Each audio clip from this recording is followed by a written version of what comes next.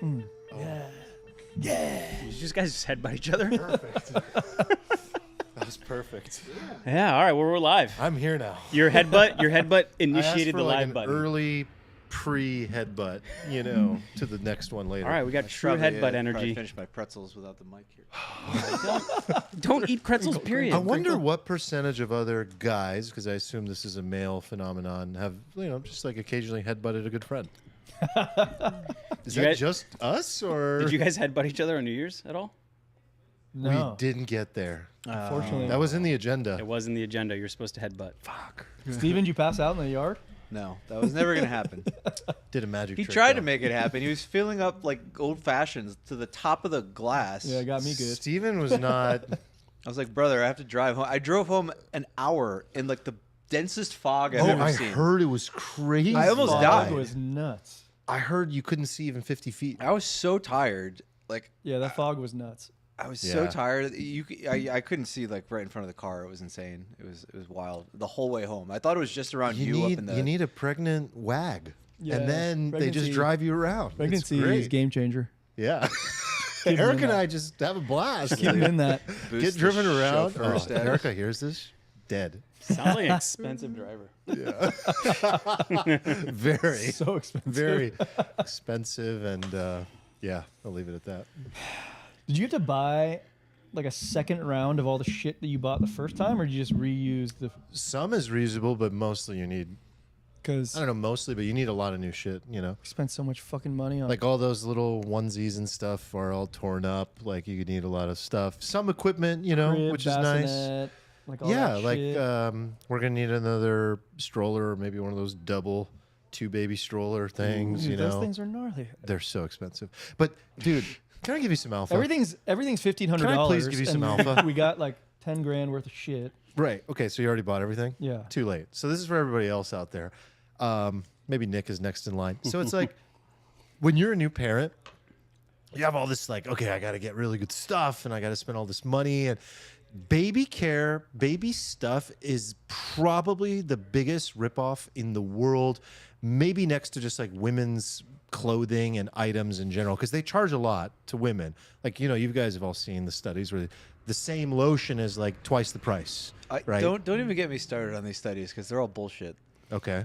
We'll come. Maybe we'll come back to that. You talking about like the pink tax? Yeah. Oh, this one really grinds my gears. Yeah. I'm not going to derail this rant. No, you can't. I'm if you going to bow want. out. No. I don't. No, I, I'm not I doing thought it was true. I thought that they charge women more. No, for certain. it's- Okay. it's- So maybe it's- not. But in general, Well, they do charge more, but not like arbitrarily. Like there are good reasons. Oh, okay. Why women's stuff costs more. okay. Well, not with babies, because their I'm reason sure is babies are like different. you need it. You're emotional. It's like dog and pet stuff, right? It's like pet stuff. People they don't think and compare stuff. They just buy. So baby stuff. What I learned from parents that have second children, and first time parents never listen to this. People told me like, Armand, just like, ask friends that had, or they'll tell you, they'll give you stuff, or go to like a Mercari or OfferUp and just grab a stroller that somebody changed their mind on and can't return, and it's like a month old. It's like buying a secondhand car that just got driven off the lot for like 50% of the price. It's so much better. Like this stuff is just, you're going to use it for 3 months and then you move on from it. It's a huge expense in the beginning. Can't So- wait to buy all Try telling that to your used My- goods. I will first-time give it to pregnant you. wife. I will literally give it to you because after this, I'm done. So it's like, you can have You the sure? stuff. Yeah, yeah. Actually, a lot of like Erica's coworkers were really kind. There was like a rocking chair one of her friends gave us. I mean, those things are fucking expensive, and so it was very kind of them. So I there's some alpha there for you. I would also bet that baby stuff is not just arbitrarily expensive. I would bet there's like a legitimate reason why baby stuff costs a lot of money. You gotta and make that sure it doesn't everybody in the market isn't children's just fingers colluding.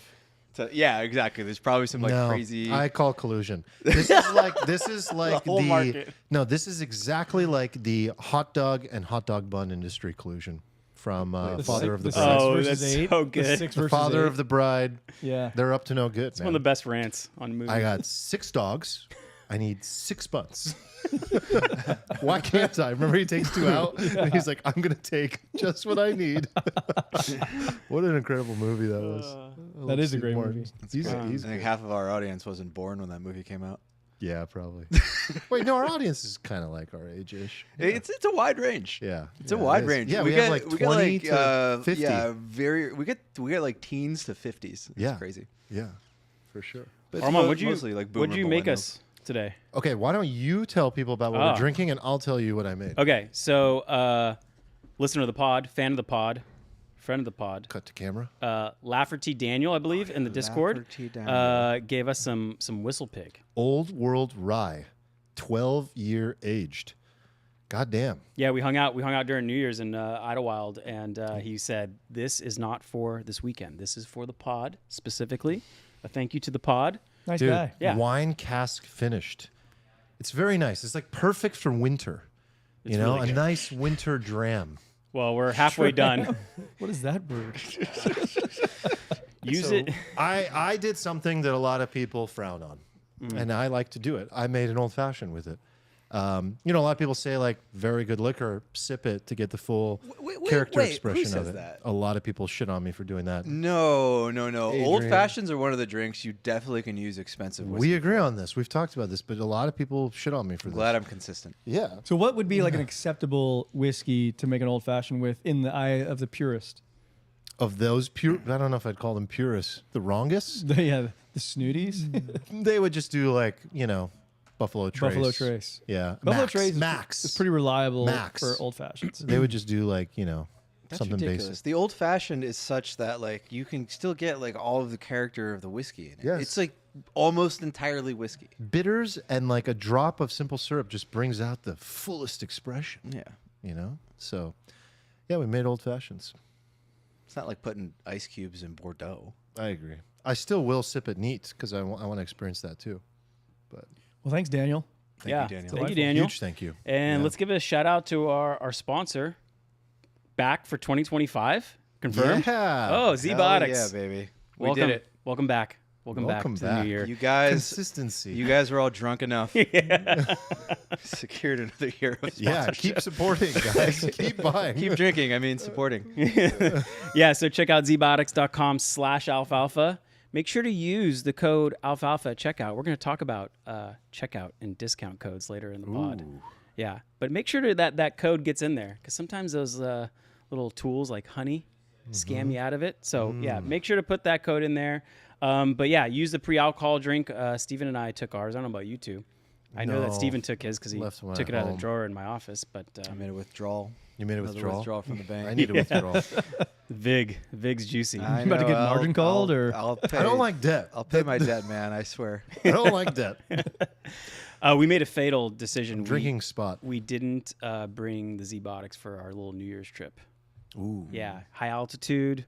Yikes. Got some symptoms I don't want to talk about. Huge It was bad. mistake. Yeah, but anyway, pre-alcohol is the genetically engineered probiotic. It takes care of that nasty toxin that gets produced when you drink alcohol, acetaldehyde. It's that, not the dehydration, that makes you feel like shit in the morning. So yeah, you take it, I don't know, hour or two before you start drinking. And yeah, make sure you can work out in the morning, stay true to those New Year's resolutions, those Q1 goals. We're going to talk about some of those today as well. Yeah, and it's a great value. I mean, for the cost of one drink, you can make sure you don't feel those other drinks. And I think we were using it before Z-Botics even became a podcast sponsor. So true believers over here. But yeah, go to zbotics.com/alfalfa and yeah, use the code alfalfa at checkout. Support the pod, support Z-Botics, and thanks Z-Botics for coming on for another year. Appreciate it. Hell yeah. Okay. Let's see. What do we? What's on the agenda? Oh, I don't know. I got a new phone and I'm still logging in to the board, but okay, New I think I got phone. it. What I got agenda? it. Oh, we have another promo. Are you ready?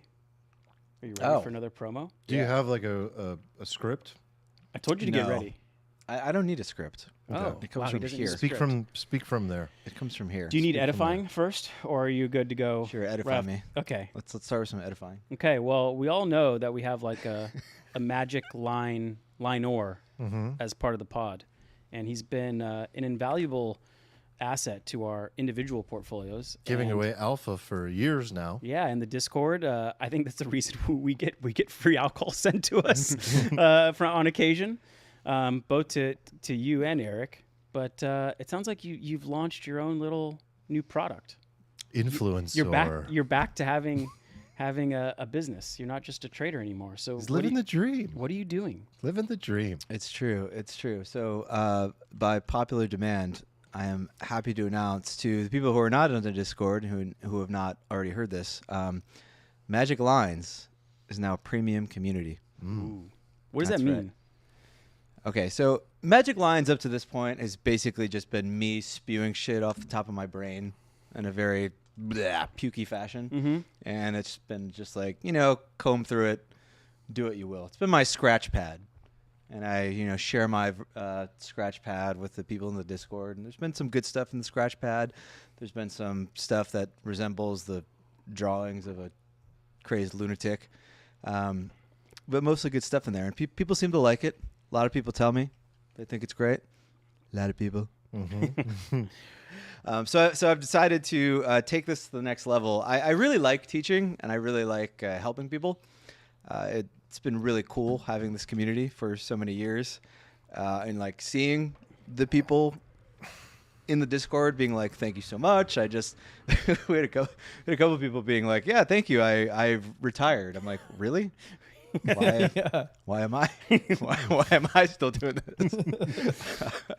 But yeah, so Magic Lines Premium has officially launched, and you're going to get basically Magic Lines as you know it, but on steroids. So it's great. We're setting it up in a nice, organized fashion. Eventually, it's a little chaotic at first, right? Because I'm making changes, real time, improvising. Mm-hmm. But the general shtick is that we have a, for example, there's now a trades forum. The Magic Lines channel is now split. There is a kind of real time thoughts of what I'm thinking, just Okay. stuff I say.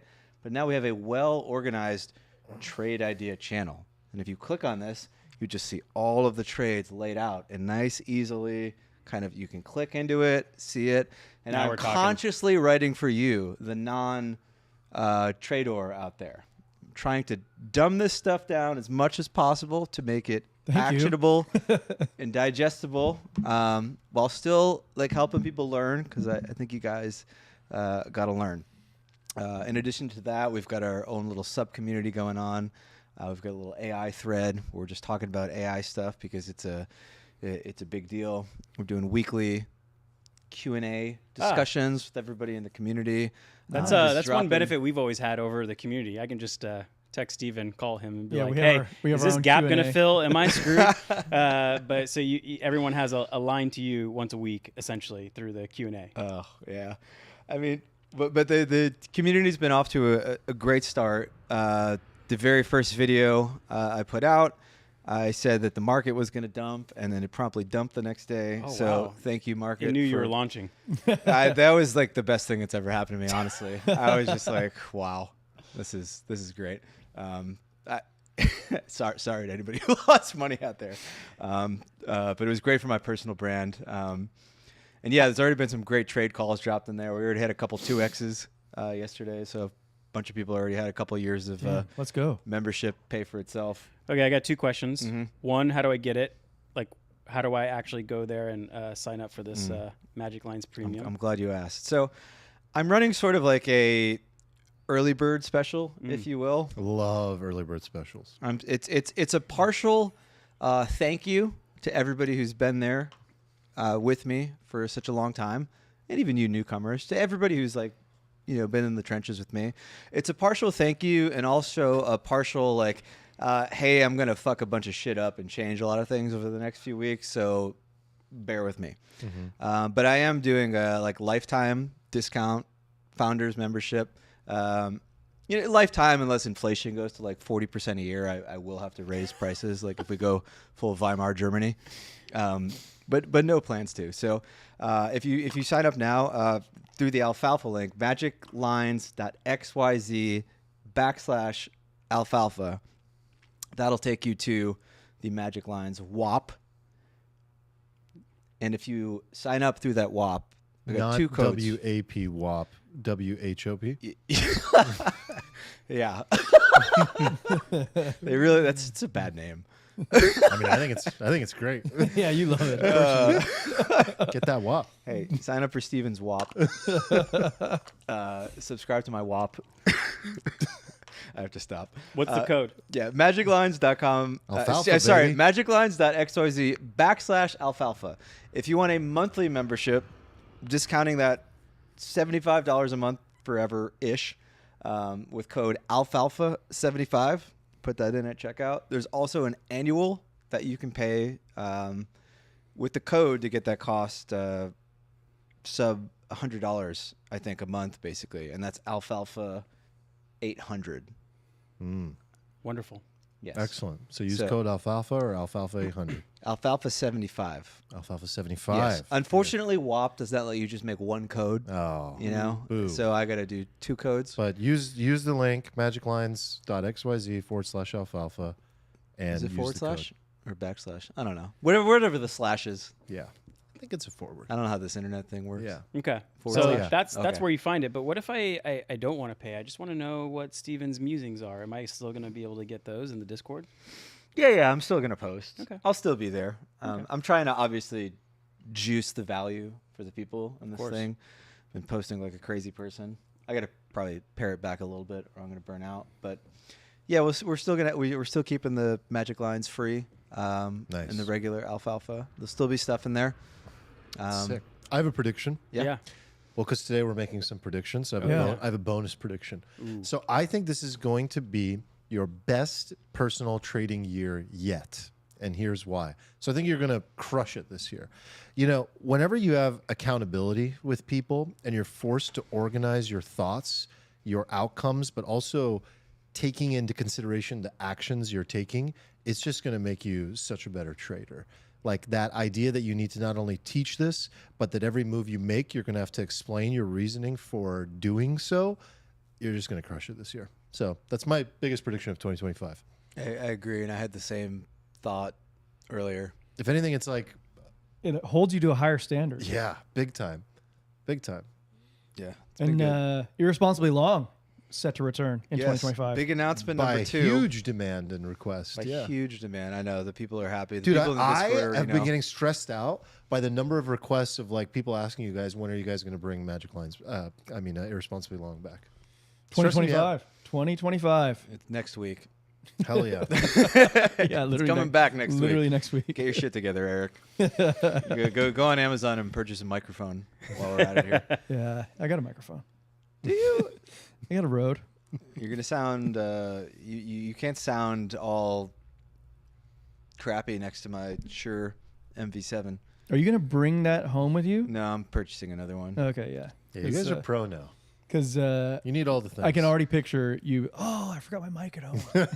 Yeah, he's no, got a I will 100% billion do subscribers that, which now. He is can why afford it. I will be purchasing a second Shure MV7. But anyway, Very check. excited for you guys. Yeah, I'm excited for you guys, and we might have more of those launching. We'll see. And check all the links are in the show notes. Also, if you're lost or confused, you can always go to the Discord and the announcements channel. All the details are there. Well, I will say Steven has inspired me by doing this. And I was thinking to myself, like, How to grow a beard community. what premium. is Oh the my thing? God, yes. Well, you're in the right Teach ballpark. me. You're in the right ballpark. I was like, what is the I love the model he came up with and everything. And I just sat back. I just kept thinking about it. AI, startups and stuff. And I was like, no. You know what it is that just continuously funnels back to me and would make a great community? Oh, this is gonna be is great. a taint tanning community. I knew it. A I taint knew tanning, you were gonna just rug us. full-blown community where we been- share all the latest been alpha his voice, strategies, his beard. positions, benefits received. We share the studies behind, all of it. Like it's just a full meta-analysis of all the benefits. So, let me know. But this is the thing, I think. I mean, you should put a WAP up. Yeah. Shut up and take my WAP money, for sir. taint tanning. WAP. You, All right. you don't know. There might be some weird people on there. who are Niche just is good. Oh, I I just bet. can't get the raise. Yeah. I can't get the angle. I can never get the privacy. All right, guys. All right, are we supposed to do a podcast? Yeah. Okay. You guys want to talk about goals? I don't like to share my goals. So do you have any goals you want to share? You don't have to share. Okay, I don't have to share. People like to hear your process, maybe. Okay, we talk about the process, but do you guys have any goals to You want to share just come right outside out of of the shoot with your goals? You want to raw dog it? Go goals? Nah, can we hear some of your guys' goals first?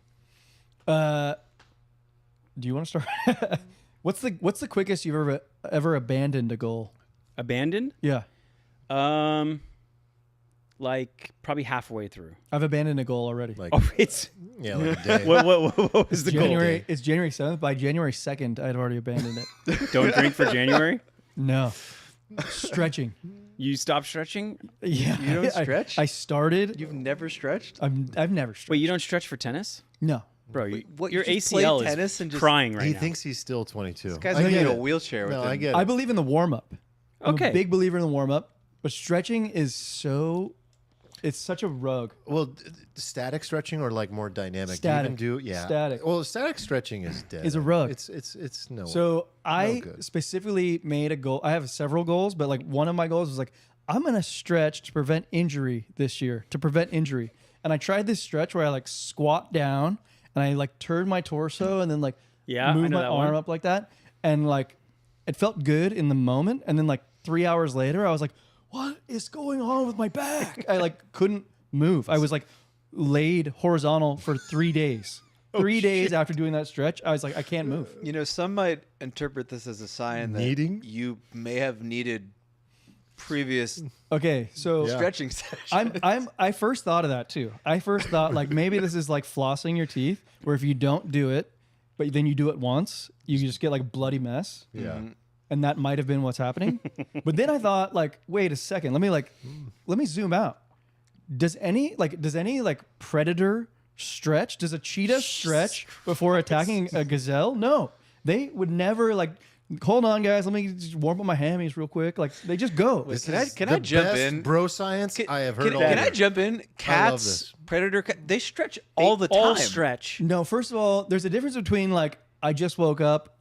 That's a difference. That's stretching. That's not stretching your hammies There isn't out. a pre-hunt stretch. Yeah, Bro, I do downward dog, Armand gets upward me. dog. Armand gets me. I mean, I'm a bro scientist. My dog stretches more than I do. He just sleeps a Nah, lot. he's just being Are lazy. you roaming the Serengeti all day? No, but I think if you lead an active lifestyle, I'm being honest now. If you lead an active lifestyle that is like you're just physically fit, like stretching is not a thing. It's a rug. no. How many hours a day, honestly, are you out there doing like movements and athletic activity? Like Honestly, most of the day. Okay, so this is, you're gonna like this. Because we were athletes, and when you're younger, Still am. You don't need exactly. So it's like you didn't need to stretch really, right? Right, never did. Like exactly. So do you think that the reason most people go, oh, when you get older, you really need to stretch, is because they've reduced their movement They're and not they need athletes. to stretch? Yeah. So if they had kept up the same level of activity, they'd still be at the same. I'm kind of place with their disappointed, to be bodies. honest. Like, I envision when you get to the tennis court, you have like a routine to warm up. Well, you should see me. It is pretty impressive. I didn't envision that. Like my setup is pretty impressive. I have like a headband that's like Rafael Nadal. I have like I'm pretty imposing character out there. I can't wait till you throw on your fucking knee braces and Achilles like wraps. He has a special sound, like a tennis sound too. You know, every player has. Yeah, his grunt. Toral. Yeah, it is pretty imposing. Yeah. All right, Yeah. who else got goals? Is that all your goals? No, that's the one I've abandoned. Okay, my goal that I think is like I'm really acting on so far is diet focused, Okay. and it's bone broth and fermented food maximalist. Okay. And I'm already delivering. Like I'm making my own fermented foods, making my own bone broth, consuming that like with every meal almost. I love it. Love that. What kind of fermented foods? Can I buy some that are just like on the shelf? Well, you That start you're with doing? you start with cabbage. Ooh, pass. Cabbage? Next fermented food. Everything's Sauerkraut? everything's cabbage. It's like kimchi, sauerkraut. I mean, I'm not making like my own yogurt. What about the ginger at sushi restaurants? I don't think that's fermented. See, I think there's a clear difference in like what is considered like pickled. Something that's soaked in vinegar is not fermented. Oh no. So like most people think that that's like, oh, I'm eating something pickled. That's already a rug. Okay. Like you need like the real lactobacillus creating that sour flavor that is from the process of like bacteria growing. Okay. I have follow-up questions after the pod. What else? You guys got any? Yeah, I got some. So, I mean, more important is the process. I'll share the goals just to give you an idea. I think, again, it's more about like the approach. So, like, I have one sort of career goal, steno, achieving a certain annual recurring revenue or annualized revenue run rate. The second goal is a huge stretch goal for me, but I'm going for it. It's to grow my portfolio, which is at this point becoming more and more crypto, to my FU number. Cool. I thought you were saying stretch goal. Sorry. So, you know, I think just generally getting to that place of comfort and knowing that you're completely financially free has always been the game. Wait, does this mean you're putting 40% of your net worth into Fartcoin? No, I took some out. I took profits on Fart. I moved them to Bitcoin. So it's like a decision between at the end of this cycle to like move into Bitcoin or move into stables and then buy Bitcoin later, but generally just getting to that number. Again, it's a big goal, but Remember, 40 million's a nightmare. yeah, So 40 gotta million's a go, nightmare, gotta go great. bigger. You're broke, man. Third one is peak physical condition. I have like a sort of like visual for it as well. I call it the Zlatan body.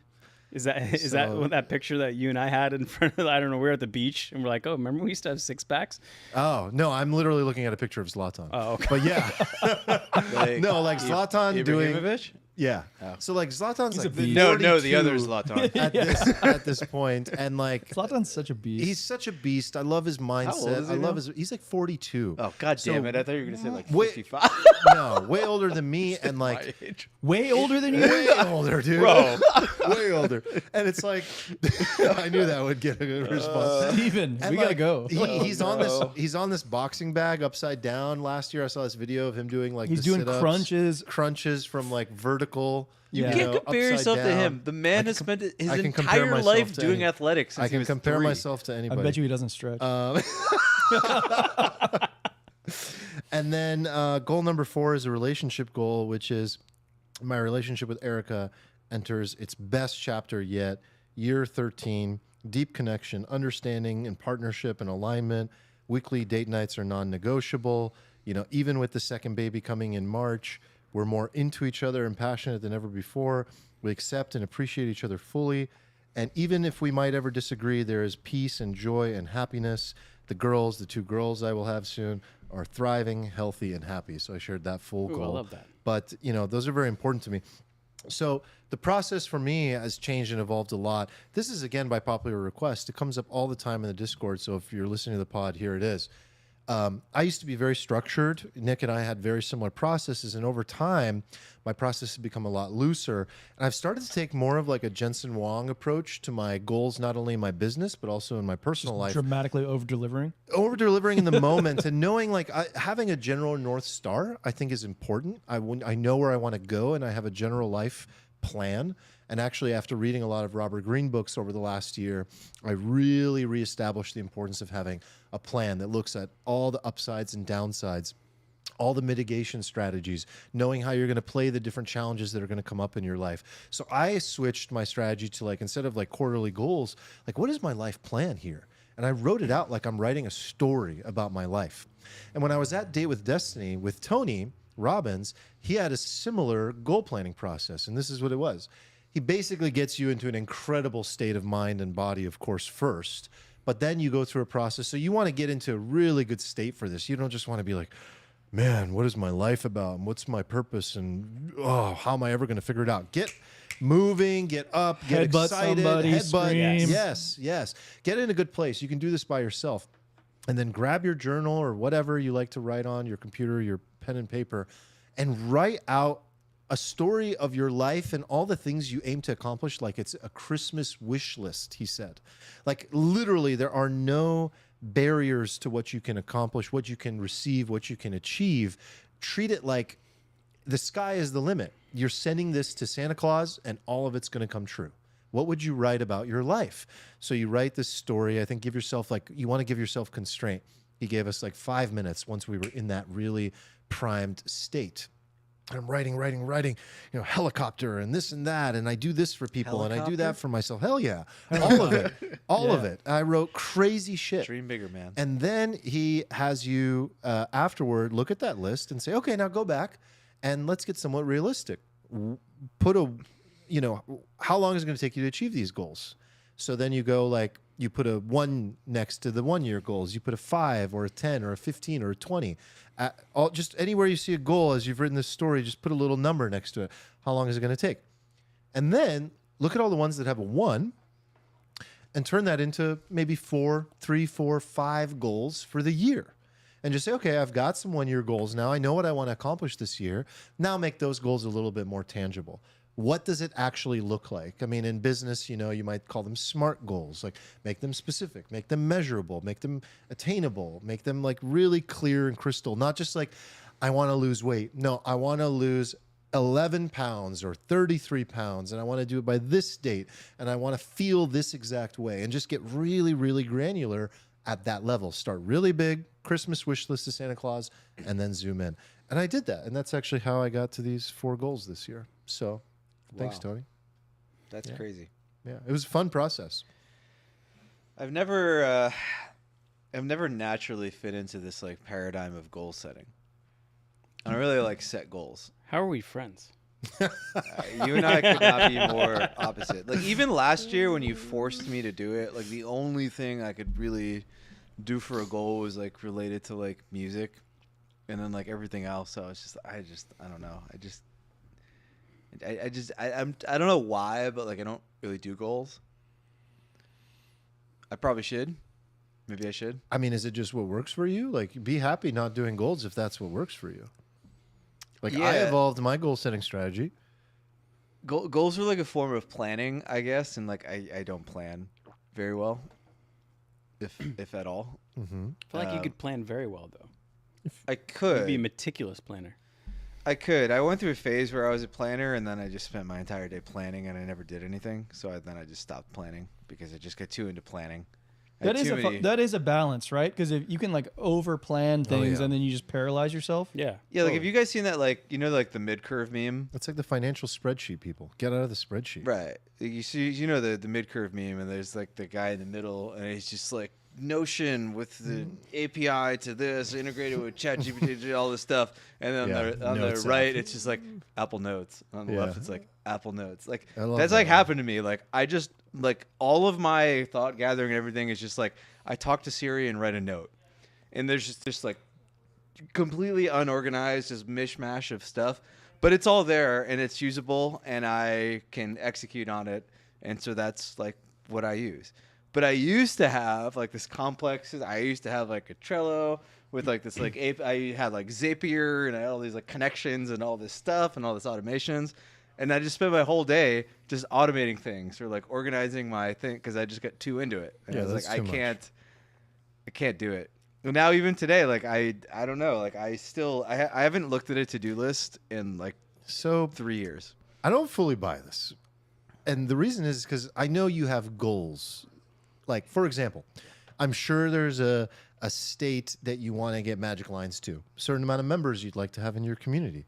I'm sure you have a financial goal. I'm sure you have a relationship goal. Like, there's somewhere maybe you just don't like the process part of like creating them, or Well, there must you be have like goals. there must be a middle ground between what Steven's saying is like the far end is like you paralyze yourself by just like over planning, Totally. and the other one is just like you just start working in a direction that's aimless. Like Exactly. So like my question to you is like, you clearly have, I'm sure you have goals. You just have a different process.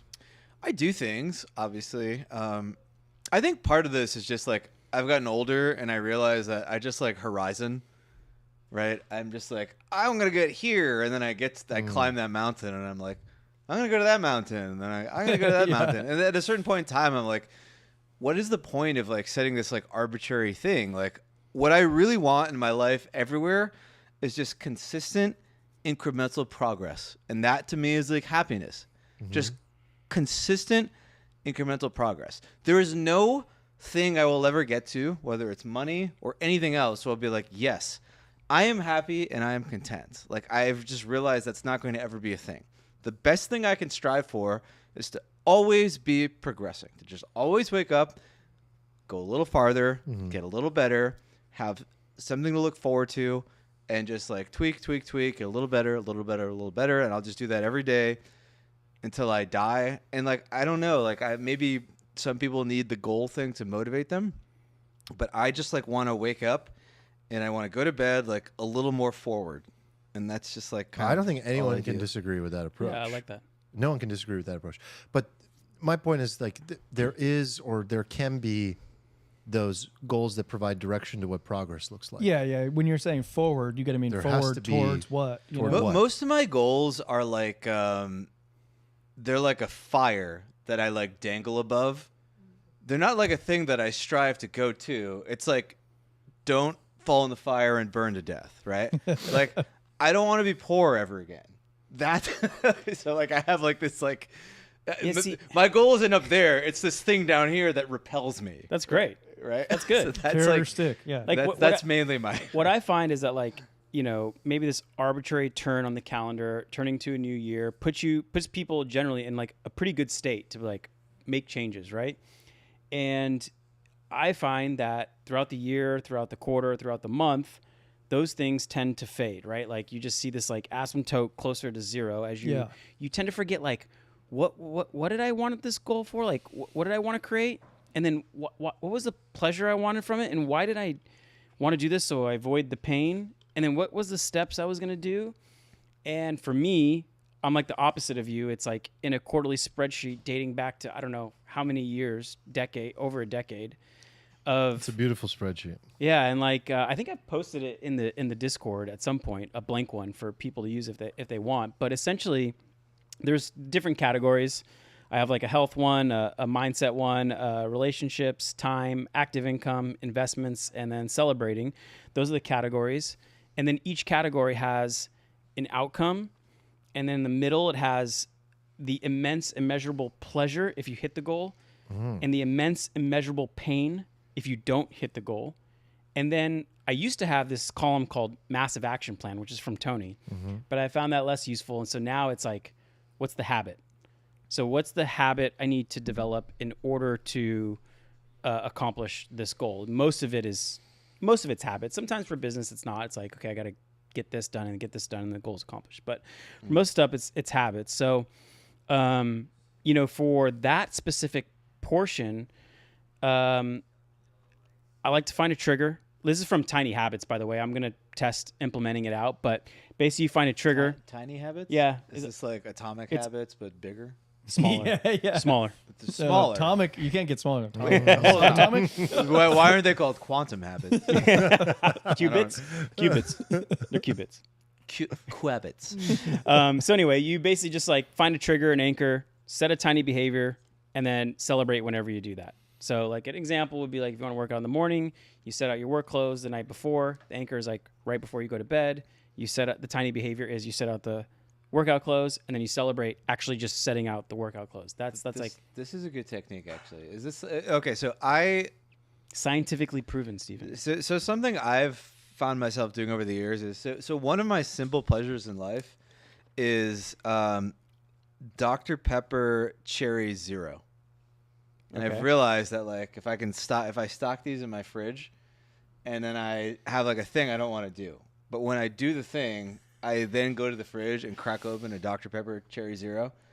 Oh, that's your carrot. It's like I've created this loop where I'm like I have like as long as I restrict myself to only doing this when I've accomplished something hard, it works for me. I'm like, okay, like there's a thing I don't want to do, but in my brain is like I'm like a dog. I'm like, oh, I get treat after, and I'm like, oh, okay, I get to go to the fridge and crack my little Dr. Pepper.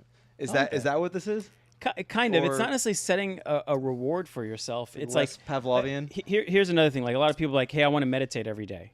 So don't set a goal to like meditate for 10 minutes or 5 minutes or 20 minutes every day. Like mine is sit down. You got to sit down for a minimum of 5 breaths. That's it. It's a tiny, you like shrink it down just so that you can get like success and motive in some Consistency. momentum and Momentum, consistency. yeah. And Yeah. then oftentimes I'll find myself go to 10 or 15, or I'll just sit there longer. And then sometimes I'm like, 5, fuck this thing. I'm out. I want to go to bed. And but still, you did it. You did it. And you're right? wiring the pathway. You're just wiring it. So like, Yeah, I like that. And once you like start doing shit and moving in a productive way, you find yourself like starting to think that way too. You're like, okay, well, shit, I just meditated. Now let me go work out. And I just Yeah. worked out too. Now let me go do a bunch of other stuff. and for me, going back to like just like the motivation going down over time, like on the time that you sit on the toilet every morning, you can literally scan the spreadsheet and be like, health, outcome, pain, pleasure, oh yeah, shit. I told myself I was gonna set my clothes out like the night before. Okay, I almost forgot that that's what I'm doing. That's my plan. That's my habit. And it takes like 3 minutes to just scan it, and you know, you remind yourself that the immense immeasurable pain is that you're gonna be like a disease-ridden old man. You know, you're not gonna like pass away in your sleep like everyone imagines. No, you're gonna be like in a hospital, in hospice, dying if you don't do this. And if you write it down, you just get this little like jolt, like, oh shit. Yeah, I think That's that's right. why That's it's why I so want to do this. important that you have the positive and negative parameters Yeah. with your goals. It's like the downside, upside is so you know where the Dow is by knowing where those thresholds. And what are. I found over doing this a decade is like a lot of times the goal isn't hidden in 90 days on the quarter, but they're always hit. Just sometimes it might take 2 years, but over time they all get hit.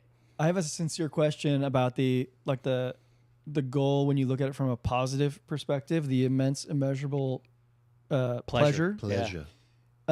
I've noticed that like along the lines, I've had sort of like stretch goals that I've achieved, and the pleasure is not immense and immeasurable. It's just kind of blasé. You get there and you're just like, oh, okay. Yeah, That's but what like it feels like. I kind of like subscribe to what Steven says, that the progress part is happiness. So then you just move the goalpost, and Progress is happiness. people find that like as like, well, I just moved the goalpost and like it kind of sucks. But like, yeah, I think that's the point. that's the point. You keep They moving. kind of talk. They, It's a compass. They talk down about thinks, that. Everybody thinks happiness is like a destination, and it's not. No. It's like a Anyone who's done the work in this domain and has looked at the studies and the science as well is like, it is not about the attainment of the goal. I remember when I was at the consulting firm, the day I was like, holy shit, I just hit 6 figures. I was like driving home and I was like, holy shit, it happened. Like I hit that amount. And by the time I had finished, it literally wore off by the time I arrived at home. From the time I left the office to the time I parked at home, I was like, wait, where'd it go? I was like, oh shit. And then that's when I was like, this something's up. yeah, well, back to work. Yeah, but I don't know. I think Yeah. once you realize that it's just progress, like whatever it is. The goal attainment pleasure has a timeline on it. For some, it's 5 minutes, and for Lionel Messi, it's going to be 5 years. But that is the greatest goal of all time, right? It's like to win the World Cup and have that Cinderella story. But like it's still, even for him, you would argue it's not the point. The point was that entire progress along the way. Yeah, of and the then journey. another point on goal setting process, like if you want to shortcut all this, like at the top, I have like an identity, and it could be like a list of 3 to 5 words. It could be a story like you wrote out, but I think like you should have your identity written out, and that is probably the most like powerful thing in terms of like what the human mind and body will do and won't do. Your behavior must. It will do whatever it takes to align itself with its identity. Like if you identify as like a wealthy person, it will literally crack if it's not wealthy. Like it'll do whatever it takes. So I think like at the top of my spreadsheet, it's just like 3 to 5 words that like, okay, this is my identity. This is who I am. I used to have like a written affirmations thing that I used to say out loud. I don't do that anymore, mainly because I live with my wife and my dog, and I don't want to think I'm weird anymore. But in any case, I think if you want to shortcut it, just Yeah, that's why I say Zlatan body. there you go. It's a vision. It's a part of the identity. It's like, yeah, I'm not a professional soccer player, but it's like that's an identity component that I now have to like perform in specific behaviors of what I eat, what I do, how I move my body to align with that. Yeah, like I want an Elon body. Body so robotic. Tesla, It could a like Tesla only inside exist of the on upper body. Somebody has to look at my body and just be like, Well, he must be a trillionaire. Like until that is the end state. Oh, that's so good. All right.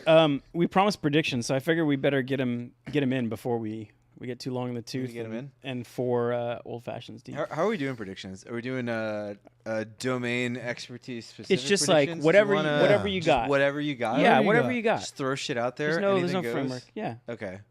You go first. Me go first. Yeah. You seem ready. Oh, If you do you how many do you have, by the way? I You was have like 7. I don't know. I was planning on jumping in and free balling some. Okay, that's not fine. free balling. Raw but dogging? You were going to raw dog this? freewheeling, some stuff. Okay. Well, I was curious if we were all gonna do like financial stuff, but then also I got maybe a some- best performing asset of Do you 2025. want to talk about? Some I think it's just finance? random. It's going to be It's just potpourri. random? Yeah, Potpourri. just rip it and All send right. it and raw I think dog Nick it. should go first. He seems like a good anchor stone. If you have a list, let's just kind of keep it going then. Yeah. I got one. Just It's start a with really one. shitty prediction. All right. Okay. My best performing financial asset 2025 Mm-hmm. is Ethereum. Yeah. Yeah, put that in the universe. Are you high? No, I might be. I might be. Wait, was I don't that know if it's serious? like it's definitely So some your some. asset is I gonna- actually can't tell if he's trolling. You're gonna 2x. No, That's pretty no exciting. mas. We have time warped back to episode gonna 5 3x? of the Alfalfa podcast. I don't know. I still feel good about it. I think Wait, like you think the best performing assets of 2025. in what universe of 3x assets? best All the case assets. scenario. All the assets on Earth? Maybe he's Or- saying sharp ratio or something because yeah.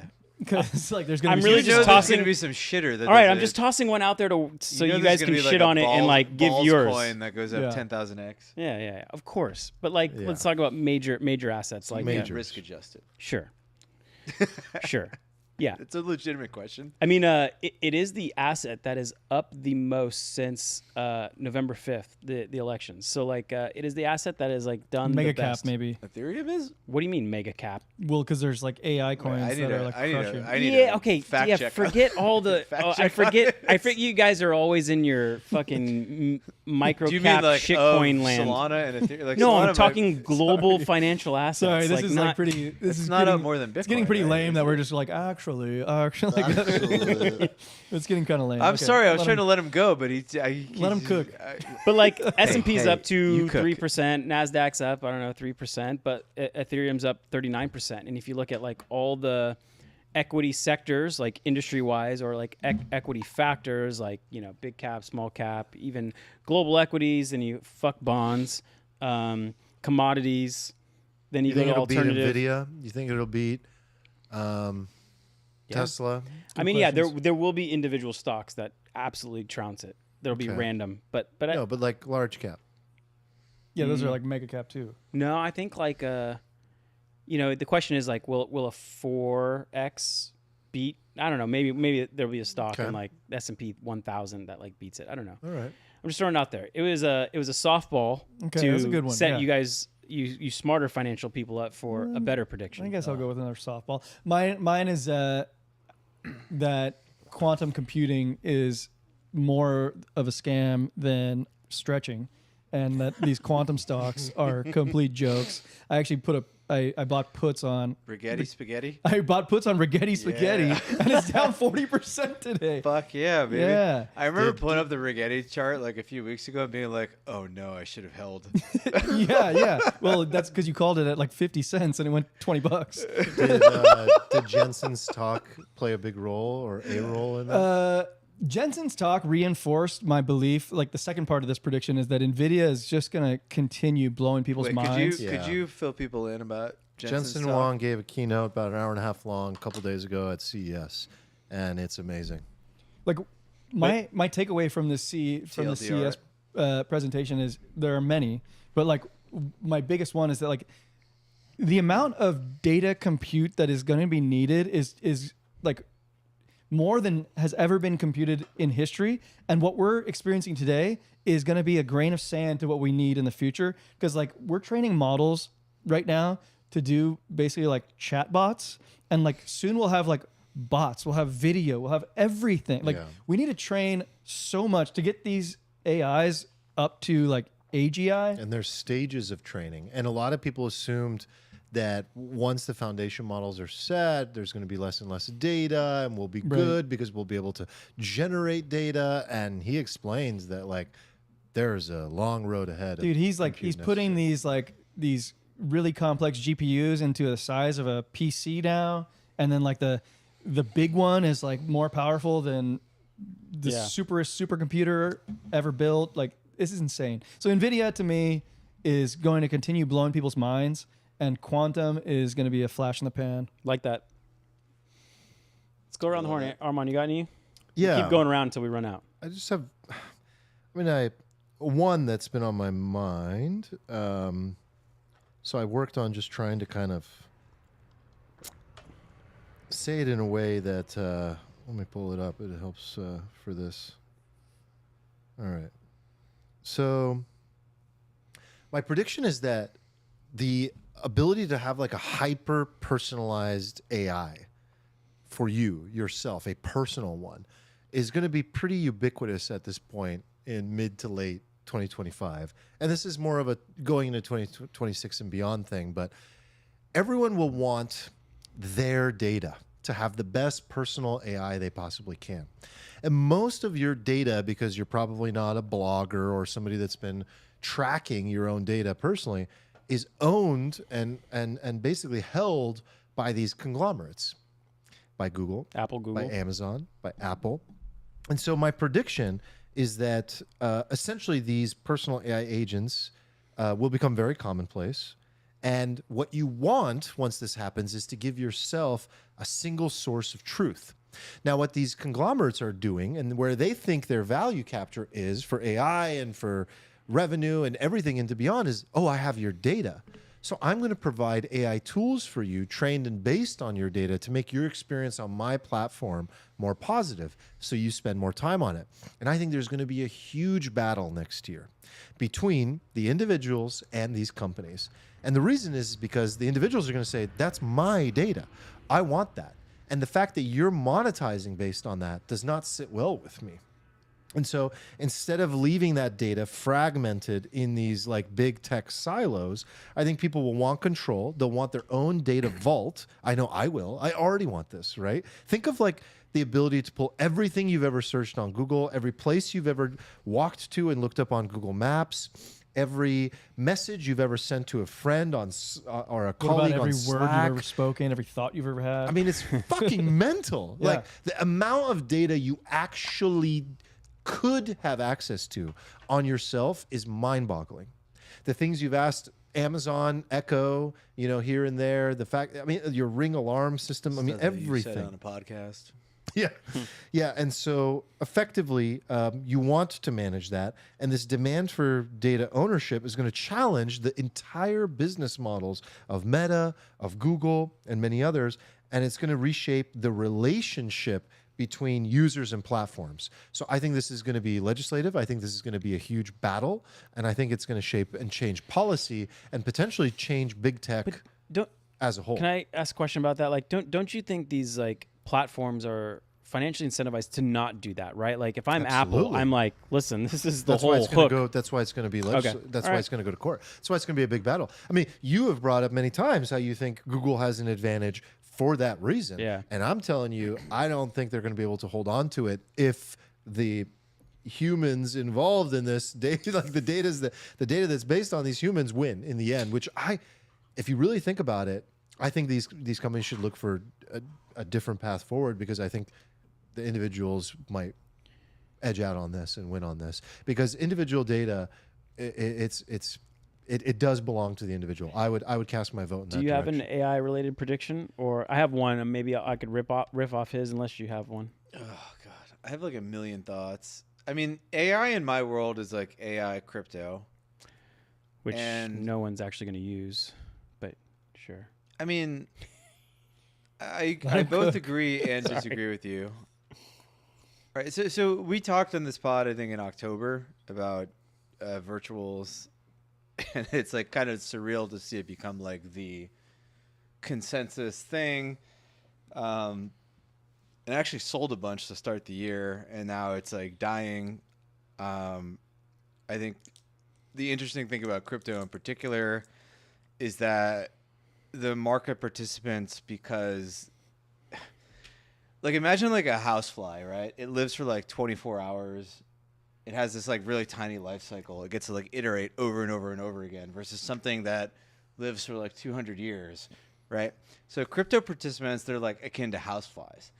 Like they dodge so many bullets, so many explosions. The ones who stick around, they become more and more and more evolved. They get really good at like getting into stuff, getting out of stuff, spotting disasters, surviving. And surviving in crypto over the last few years has meant like selling shit really early, getting the fuck out. It's caused us to be like very PTSD. And it's caused, I think, the cycles to sort of propagate like rapidly. Everybody's still talking about the 4-year cycle. Like I look at stuff now and I see like 6-month cycles on a lot of things. And AI is like one of those things. Like we were in a space like a couple of weeks ago where now like everybody on crypto Twitter is talking about virtuals. Everybody's talking about AI, blah, blah, blah, blah. And I feel like we already lived through like the peak of that bubble. But I feel like we're going to basically like play out an entire cycle in the span of like a year. So we're already going to go through like the euphoric pump and the disillusionment, the trial of disillusionment. And I feel like at some point during this year, like you guys are talking about how these things are glorified chatbots, all this stuff, right? And I think that's absolutely correct right now. But I think that will be not correct at some point in the near future. And I think it'll happen like very rapidly because as you know, this stuff is like evolving like so quickly. And I think it's silly to look at the AI crypto stuff and be like, oh, this is a scam. This is just always going to be a scam. Because it is different this time. Like I think there are elements of it that are different, and I think you'd be dumb to dismiss that. So my prediction for AI crypto stuff this year is that we live out an entire bubble like very rapidly. I think we're already in the process of it. I think a lot of people don't realize it yet, but you're basically in the complacency shoulder. And I think we play that out pretty quickly. And I think like we probably go up to crazy valuations that people initially thought about, but then gave up on. And I think the reason is because I think after everybody gives up, this stuff is like increasing at such an exponential rate that I think like weird stuff starts happening that we didn't see before. Like one of my out there predictions for the year, and I don't think this is high probability, but you're talking about like out there predictions. Like I think there is like an agent that is deployed on the virtual protocol, which is like the sort of preeminent. Maybe we'll go ELIZA too, or sorry, AI16Z ELIZA, whatever you want to call it, framework. That by the end of the year, like is like a winning trader, and I think everybody freaks out over this, and I think this thing runs to like $1 billion valuation, and it might already exist and might already be trading at like $1 million market. Well, I do. I mean, I'm more excited about AI agents outside of crypto, but I do think the agents within that ecosystem will become like true economic participants because you see some of them gaining real audiences already, and it's not too far fetched to consider that they could be provided the tools to monetize that audience. I think that part's almost like the easy part to figure out. And so if these agents, which have already gotten like 500,000, millions of followers on TikTok, Twitter, etc., I do think they'll actually have money, which is weird to say. And then if they are given control over the money, they'll become true economic participants, which in that case becomes real to me. Like it's real outside of crypto and crypto investing. Yeah. Like these agents have, like, what happens if one of these AI agents accumulates millions of dollars and can actually can actually persuade and potentially force humans to do work for them or do things for them because there's this dollar amount available that they have control over. And I think that certainly will happen. Yeah. I mean, crypto's a warning shot. Like if I were to tell somebody in the real world, like, oh, the most influential entity in all of crypto is going to be an AI agent by the end of 2025, like most people in the real world would be like, the fuck are you talking about? But like if I told you guys that, you might be like, yeah, seems like a coin flip.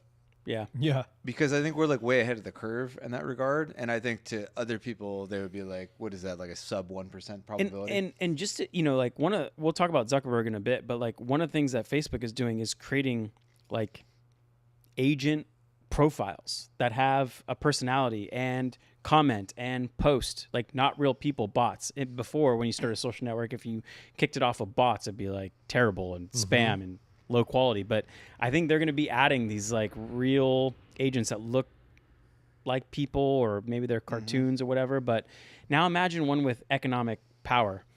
I think they'll do things that we didn't forecast. I don't know what role they'll play in the economy, but Yeah. I mean, I also have like I think I have some like more. I think they're like semi-vanilla. They're not like vanilla, but they're probably like safer. You call them like sharp, optimized predictions. I think the best trade, maybe not right now, but at some point in Q1, is going to be investing in like stablecoin protocols. And when I look at the landscape of that, there's only like 2 of them. Tether, Circle. No, you can't invest in that. Well, Circle might IPO. What can you buy right now? Well, Nothing. Circle was It's in the market. considering doing a SPAC a couple of years ago. Yeah. Well, I mean, I think there's 2 things you can buy right now that are like really attractive. One of them is Athena, which I was shilling in the fall and has done very well. And the other is Curve. Curve especially is kind of one of these like Dino DeFi things that's been left for dead. But like if you think about like the environment we live in, right, in crypto, we're sort of coming out of the trial of disillusionment in a way, right? Because we just exited like the meme coin era, where everybody's writing thought pieces on meme coins. I was talking about meme coins, and I still think elements of that are true, but I think it's shifted slightly. But the idea that these things were valuable was sort of like anchored in this sort of consensus that, oh, the whole space is stupid and will never amount to anything, and we're just all trying to casino it up and get rich. But the meta has shifted because now we have the orange guy, and now we're in a pro-regulatory regime, and now you start thinking about like what is the alignment of all these things? Like what is the alignment of like stuff that's going to benefit from regulation, stuff that like has utility and adoption, right? And for me, that's like stablecoins. That's the biggest adoption kind of metric in crypto. We're going to have trillions of these relatively soon. What facilitates stablecoins, right? Like Ethereum is one of the. Ethereum's bigger than Tron, right? I hope so.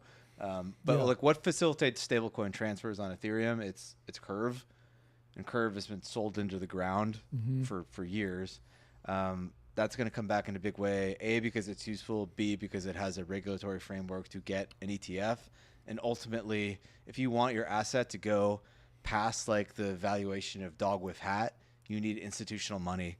And institutional money isn't buying dog with hat, but they might buy You think- the infrastructure layer You for think all stable 2025 is the year when you get sort of like DeFi ETFs or like anything beyond Bitcoin and Ethereum ETFs? Yeah. 2025? Do you really think that? I don't think I crypto legislation's coming this year I don't think so either. at all. I think it is. No way. Even if you don't have so it's not important that you literally have the legislation passed. Okay. You just have to reach a peak market consensus that this legislation is inevitable. The ETF is inevitable. That's usually the peak, right? Like usually when you get the actual event, it's sell the news. This talks to my point that I discussed before the pod earlier, where I thought the biggest money-making possibilities in investing exist in these 2 frameworks. When something goes from a 0% probability to a 10% probability, or a 70% probability to a 100% probability. I love that. And like what you're describing is something that's going from a 0 to a 10%. And I agree with you that this is investable. Okay, I love that. And that kind of ties into why I'm iffy on Bitcoin in the medium term. Because for Bitcoin, you had something that was a 0% go to a 70%, I think, in people's minds, and that's like the strategic reserve. I think actually we did that. Well, not 0 to 70. I think we went from 0 to like 30, right? Which is kind of your 0 to 10. Do we get there next year? Like, I don't think so. I think we already priced most of that in. Right. The hype of that. I think Trump is a volatile character. I think markets don't like uncertainty.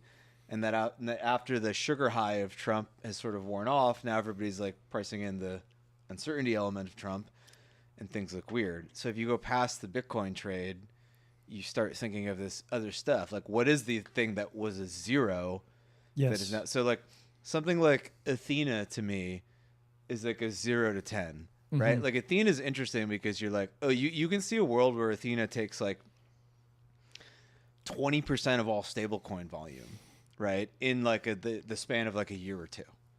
That was a 0% probability probably like 4 months ago. And Yeah. now I would say it's like a 10-20% probability. I agree. And I actually think that like between you and I think you're more aligned as a guy who goes from like moonshots like 0 to 10s, and I'm more of a guy who goes from 70 to 100 typically. And I think of Bitcoin not in terms of the reserve. I think of Bitcoin just like zoomed out as like something that it has gone from a 70% probability of like being around to now a certainty to being around. Yep. And like that to me still seems like a money making opportunity. Like we've like sort of like gone past the threshold there. Bitcoin is going to make money. I agree. Now, can I show you one more Yeah. Please. crazy idea? Probably not going to happen, but it's in the spirit of this was 0 before, and now I would say it's higher than 10, but it's probably like 10 to 20.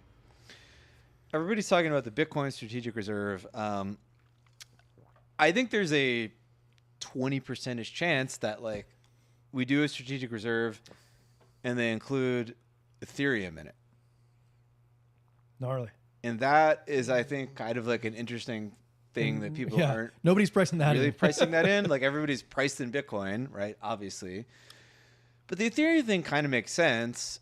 Like if you think about it, like Trump, what's Trump doing? Well, like he's buying Ethereum shit. He's literally buying Ethereum. Dude, that's what I on-chain. wanted. That's what I wanted to mention too. It's like if you follow like Pelosi trades, she's crushing. Why don't we follow Trump trades? What's he buying? He's buying Ethereum, Chainlink, Aave. Aave. Athena, I think. Athena. Think about Athena as well. So that's interesting to me, and it kind of fits into this paradigm of what the strategic reserve is. Like a lot of the element of it is like he talks about oil and commodities and everything. Like Ethereum is like, I still like Ethereum as like a digital oil analogy. I love that. That makes more sense to me than all the money stuff. Like the money stuff I think is harder to grok, but digital oil makes sense. Like you need it to fuel all of these transactions on the internet and everything. It fits into that paradigm. He's bought it. He's a bag holder. He's a fucking bag holder. You don't think he wants his bags to go up? He's a verified on-chain bag holder. And like I said, like this probability only has to go from 0 to like 10, as you say. And then you have this like kind of like step function increase and stuff. So I think that's like an unforeseen catalyst. It's an out there prediction, but I think it could happen. Okay. Well, I'll benefit. I got Oh, well. a few more. What do you got? Quick ones. I like AI outside of crypto. We talked, I don't know how many episodes ago, about AI agents and how we were implementing and how I just had this like eureka moment. Like I see the light, how these things will revolutionize our business. And we're kind of thinking like anytime something needs to be done, we're AI agent first. Like can we create a system of agents that can get this thing done before anything else? And if we're thinking it, there's every medium to large size business is probably thinking it too. And the thing is that throughout the year, I don't think consumers will see it. It'll be mostly business users that use it for customer service, HR processes. It could be like IT, creative, copywriting. There's like a whole host of business operations that if you're a business owner right now, you could be like, wow, I could literally cut my OpEx by like a third by using these. And they're not easy to use now. Like we hired a team to help us build these things. And I think that will become easier over time. And I think this is one of my high probability, high conviction things that you'll hear more about AI agents, agentic systems throughout the year, but you won't like feel it. You won't see where it impacts your day-to-day life because it'll be inside of businesses. And but I don't know what the trade is. Like I bought ServiceNow because that just seemed to be the dumbest, most obvious mid-curve way of playing this. They already automate systems. They It's like a IT company. yeah, they help. They already help with these systems, and now you go to their homepage, and all they talk about is AI agents. They completely changed the branding Yeah, they did around and around partnership this. with Microsoft. Totally. And like Steven's always told me, like, hey, if you have an idea, just take 15% of whatever you're thinking and just buy it now. Right. And so I kind of did that with ServiceNow. Still doing research. There's like a company called UiPath that does this, but their business model and growth and revenue is a little shaky. But in any case, I think there's good. I would love to hear from the community what they think the other plays are. Like, how can we make money off this if it's like such a high probability, high conviction thing?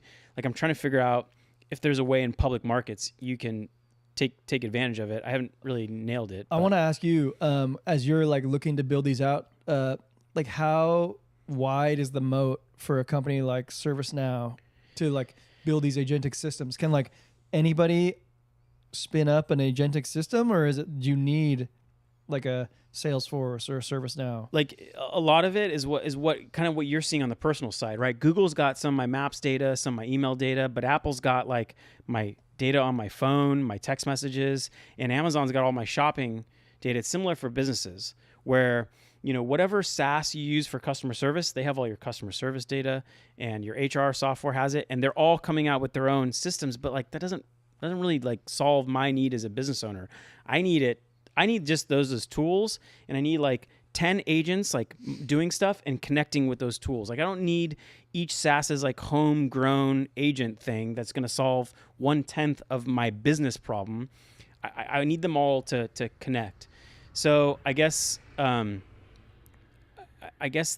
answer is like, There's room for somebody to step in and, Yeah, can and I be answer that? yeah, I mean, you probably be better at it. So like basically where that's being filled for, I think, small business all the way up to some enterprises, like there's a bunch of agent platforms, and they're typically all startups. So like the incumbents that have pivoted to solve this are people like ServiceNow. But for the most part, like every company coming out of a Y Combinator or a Techstars is doing some sort of vertical agent platform. So they're highly verticalized. And what that means is that, for example, if you're a law firm and you're looking to automate like contract digestion, there's a startup out there that is highly focused on that vertical and doing an excellent job at providing agents that do that really well with a UI that is like perfectly customized for understanding your mindset and your previously manual workflow, and being able to take over that workflow of what an attorney does or a paralegal does or whoever does in your organization at scale. And there are just so many of these startups that are coming onto the scene. And I think, as Jensen Huang said, we're talking about a multi-trillion-dollar industry. There is a lot to be captured here. And so for the most part, it's going to a platform that, and then there's a spectrum. And within that spectrum, it's like you have no code tools where like anybody in your organization can show up and build. In the middle, you have like, they've abstracted away some of the back end, but they give you flexibility as a technical person to be able to manipulate and make changes. And then on the other aspect, you have developer tools where you can go in and essentially do it all yourself. And on the extreme end of that spectrum is you just build it. You build it and you do it in-house. Yep. I think every organization is always asking themselves, should we build or should we buy? In this situation, the amount of building being done by startups and huge organizations to provide these solutions, it would be insane to try to build these things completely from scratch. And so you have companies building wrappers on top of wrappers and building UIs and UXs that are beautiful and simple to use so that you can accomplish exactly what you're talking about. But I feel like I'm just like putting myself in my own shoes here. I could build like a stock research analyst, like AI agent, Yes. very quickly. I feed it the data that I use, and I train it to think the way that I do, and it would spit out a valuation on an equity the way that I do, and it could be so easy. I just need to give it the data. Yes. And I need to train it. And I think that's what a lot of companies are doing now is like they're just like tightening up their data, right? Their CRM is a mess. Their company like sales data might be in a few different platforms, and they're just like getting it all right so that they can actually use these tools. Like that was the first thing we had to do was clean up some of the data, because if it's not correct, you can't have a agent use it. But like with the ServiceNow, I was thinking the same thing. I was like, man, you can only really benefit from them if you're on their platform. But then maybe that improves their value proposition. It's like, hey, if you get on our platform, not only is this workflow basic automation going to be done, but now we have these things that can like, cut your customer service team by like 2/3, right? Yeah, We can yeah. get like rid of Yeah. 70% of your, And that's the customer place service where team. you see the biggest disruption is like, and where the biggest opportunity and demand is for a lot of these companies is like real replacement of human labor time. so from passive, you chatting with ChatGPT to like active, it's doing Yeah. something on the frequency that you want while you're sleeping, doing things. And yeah, so that's my big thing. I feel super high conviction Oh about yeah, it. that's very high conviction. I'll plus one that. Yeah. We gotta find the ticker, the ticker. because like ServiceNow is a winner. Ticker NOW Yeah. is a winner, but it's already so big. It's But like top 30 It's in the growing world. like 20-30% a year revenue. So like this, it's a big company that's also having big revenue that's why gains. if it was me, like that's obviously a big player. They've been around for a long time. They're going to grow because they've pivoted to like understanding the trend. But like, where's the mid market going to spend its money? Yeah. That's the question. Those And- are the ones that are going to do 50x's. I'll say that like I hate professional service companies. Like I've run an agency before. It is one of Yeah. the worst business models in the world to have. It's tough. It It's sucks. tough. But if someone was like, gun to my head, you got to start a professional service company, I'd be like, cool. I'm gonna create AI agents for companies, and Oh, for sure. and you could actually rack up a massive client base very Yeah, quickly. I forgot who said it. It's like a huge part of the value capture we've talked about. Is it infra? Is it the applications? The consulting aspect of this, bringing it to life for people, is a huge chunk of the value stack. accrual there. Yeah, Yeah. yeah. Like you'd be so blown away by the types of organizations that reach out to us that I'm like, you have a team of 50 engineers, world class. Like you can do this, and they're just like, nope, we buy, we don't build. Like Damn. we don't have time to maintain, because that's the power of a managed solution. That's what you're buying. You're buying a managed solution. This is the thing that a lot of organizations that are their egos too big about building, like the opposite of the one I'm describing. So many organizations that are like, no, we don't need anything. We can build anything. Oh, really? Okay. So they build it. They get to V1. Now what? You have to stay on Maintain top it. of it. You have to manage this solution, and the amount of time and energy and payroll and headache and people you have to check in with and do performance reviews for. And like you don't consider those things when you build. And like that's a whole team that you'll have to manage. Instead, you could just be like, there's an SLA that says this, I get 99.999% uptime. Everything I need is done for me. I'm one phone call or email away or Slack message away from having everything I need. So I'm very bullish on the consulting aspect of things, but I don't know what to buy for that either. It's like, Yeah. do you invest in the friend's company who's doing like, I don't know, like who's doing I've consulting? tried. They're like, yeah, bro, we get like 10 of those emails a They week. don't Like need it. we're good. Yeah, they're because they're profitable from day one. Exactly. They don't need capital. They're Yeah. not software. Yeah. I mean, Yeah. have you guys seen like the DeFi AI stuff? It sounds like a lot of the stuff you're describing. You know how you, Armand, are constantly like, crypto is terrible, the UX is awful, I have to do this, I have to do this, I have to bridge, what the hell is this? Like, this is terrible, right? And I think for a long time, you and everybody else on this pod, especially years ago, was like, oh, we need a better quote-unquote UX. We need like a better graphical interface for people to click on stuff and do that. But like, what if AI has like made all the UX stuff obsolete? Like, because I'm sure you probably agree with me, where like if we fast forward 3 years from now, we don't interact with UXs a lot or UIs, or whatever. We just say shit. I could have a and it whole happens. episode with you on this. Right? 100%. Did you agree with that? Oh, Yeah. No. So I don't think about crypto enough, but in my business, like the platform that we're building in this next chapter. So Nick, I was just talking to you about like you have no code to developer tools, and then in the middle it's like abstracted away. What I'm doing, no UI, flexible UI, generative UI. This is what I'm excited about. AI driven UI. Like that world you can be applied Generative to every UI. Yeah, dude. This Imagine world of the like coding. sitting go ahead. The most popular coding language in the world in 2025 will probably be English, right? What? No, What? it's kind of what you're talking about. Yeah, Like, dude, it's like imagine like UI that's being developed on the fly that is completely personalized to my experience about what I care about. And if I now go back to like Steven's point, I don't want to go into a whole thing about that, but I'm thinking like when somebody's building an agent, they don't want to sit there and type and click and move things around and go, now I want you to make a function call.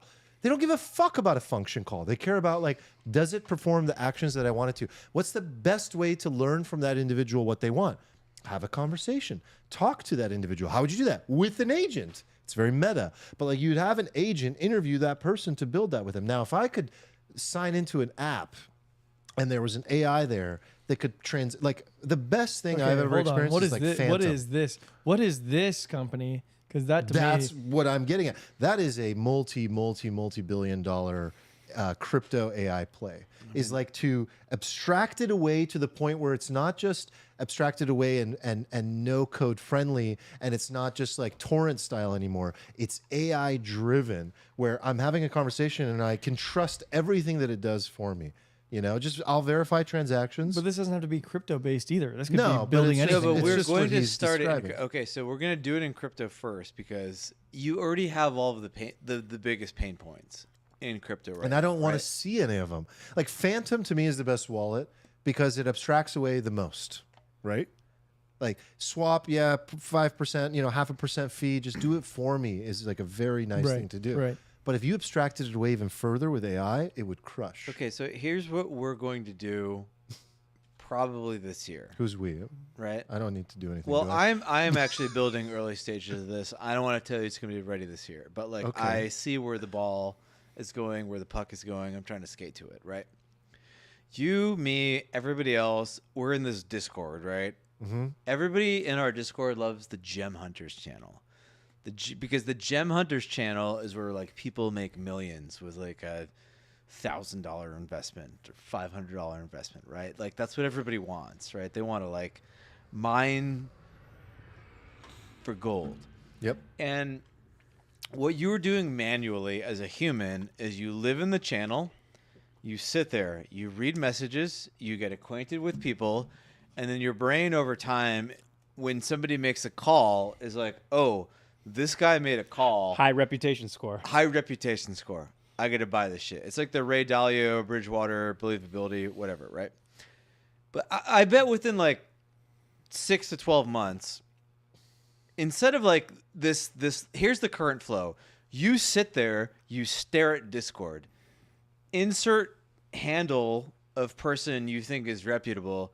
They drop a call, you go, oh, boom. You fire up your ledger, you double click some shit, you hit like 9 buttons, and then you buy like a baseline position in this thing, right?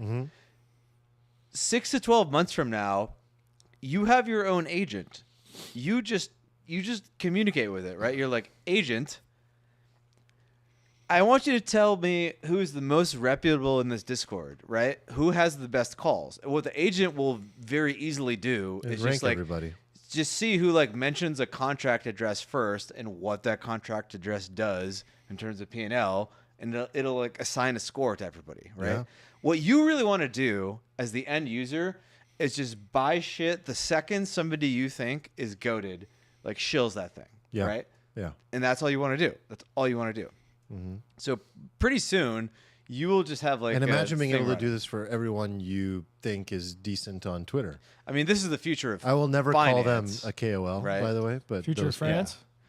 In the early days, there will be alpha in just having like this agent or something that is able to do what you currently do, which is basically process the believability of everybody who shills a thing, and then to weight your portfolio allocation in proportion to their believability. I'll give 1% to this guy, 0.1% to that guy because he's kind of special ed, and then like something in between to these other people, and then we'll adjust that over time, right? That's really what you want to do, and you want to go back to work. You don't want to stare at Discord all day. You just want like ticker, entry, stop loss, right? Like, and move on with your life, right?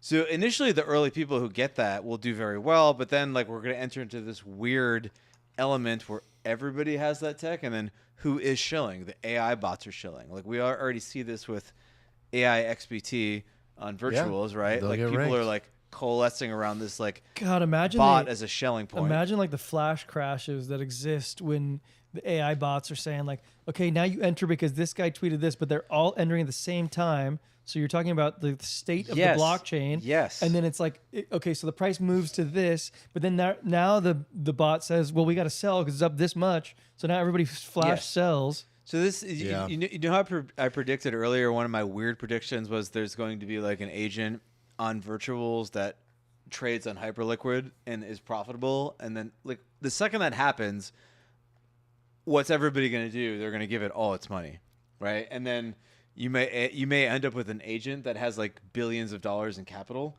And then if that thing glitches, like crazy shit happens, and then like you have this like concentration risk where like one entity that's too powerful can just like take the whole market down, and then the whole market has to trade around whatever this entity trades or thinks or tweets. And right now that's like KOLs, but very shortly that's going to be agents.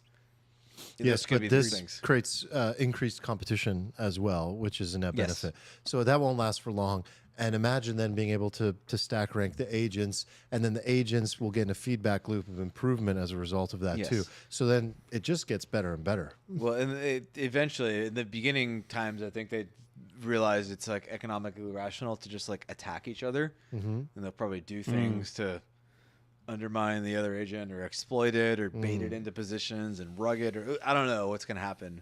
But we may be sitting here as these like semi-passive investors, just like trying to allocate to these like weapons of mass destruction, like that are kind of going at it. Hell yeah. And just it I love this. it could be wild. I don't know if that's 6 months from now or 6 years from now, but it's coming. It's a great topic. This is gnarly. Yeah. It's definitely not 2020. Nick gonna be wants having- to get us back on track. We're gonna, yeah, you can feel it. You feel my. Yeah, please reel us in. All right, we have like some time left, but we have a lot of topics. So Okay. you want to talk about the honey scam? Zuck bucks the system. You want to talk Don't Die?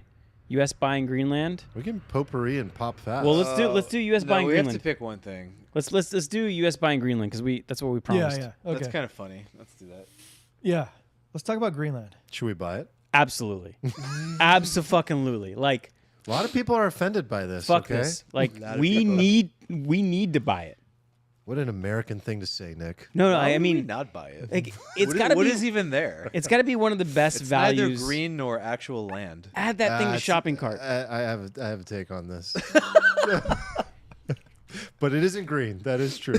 Can you like but underneath all of that white gold, there's a lot of natural can we resources. talk about what the fuck you're talking about first? Like we're just gonna We're buy buying Greenland, bro. Yeah, you should. I mean, Because- Trump's been memeing about buying Greenland since 2017. Okay, I so think. what just happened recently that's got this back But on this our isn't radar even then? recent. Like, there's many presidents who've talked about we should Greenland is like a strategic asset. We should buy it. It's been floated before.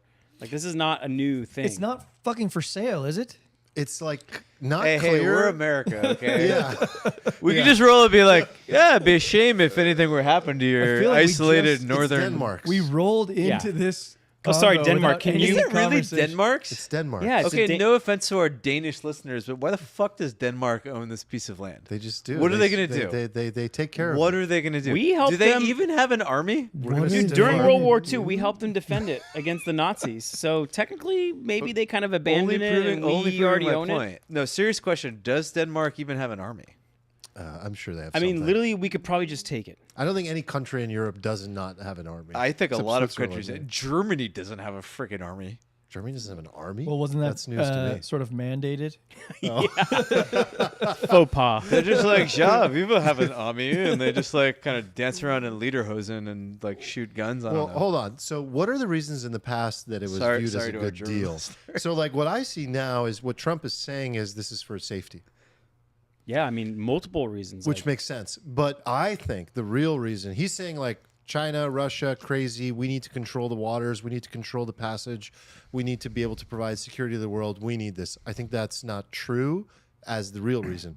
I think the real reason is, yes, like placement, as we know from like a Peter Zeihan perspective, is very important. Greenland has like great fundamentals from a Zionistic perspective. I don't know if that's a Yeah, word. I like that. Yeah, not Zionistic. Yeah, Zionistic. Zionistic. But from a Zionistic careful there. perspective, it's invaluable. That aside, I learned recently the natural resources are very abundant. This is an energy play. Hold this on. is a power play. we Greenland- need power. We need energy. Greenland- Turned into a rare giant minerals. Bitcoin mining. Greenland operation. is a No, complete sheet of ice. not. No, Yes. not. Geothermal Full of- power, baby. Full of rare minerals, full of stuff that we need that Okay. provides energy independence, which is exactly what the world is moving toward. And in a race against China, this is what the U.S. needs: is more and more energy, and especially hold on, energy with from- all the Jensen stuff you were talking about, and all of the AI computation needs and energy. Like the fact that these data centers use more power than small cities, man. Like we need energy. No, we And solve it there's- with nuclear. That's there's fine. Good stuff there. Okay, so- but, nuclear is a part of this basket. Yeah, it's part of You the know? piece of mosaic. I agree. Yeah. Okay, so there's an old adage that was like pointing out the irony of the naming of Greenland and Iceland. They said like it's funny because Iceland is very green and Greenland is just a sheet of ice. There's nothing on Greenland. I always thought it was like drunk Scottish people or something. That, like, Yeah, it came up might have with the been. name. But then I Googled Greenland ice sheet, and it's the entire country is just There's an only ice sheet. 50,000 people there. That's why Okay, it's such a great here's value the to other buy. thing about You pick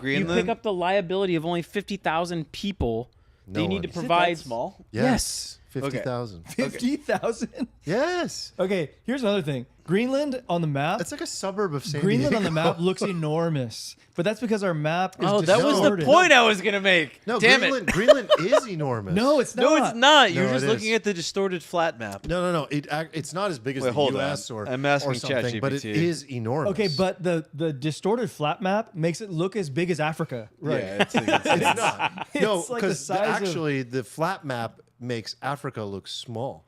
Africa is way bigger Yeah, than it Africa's appears. huge.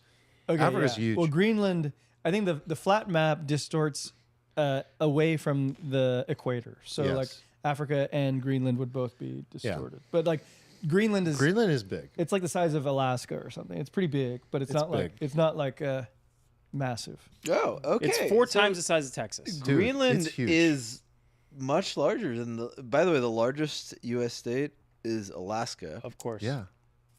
And it's bigger than that. 600,000 square miles.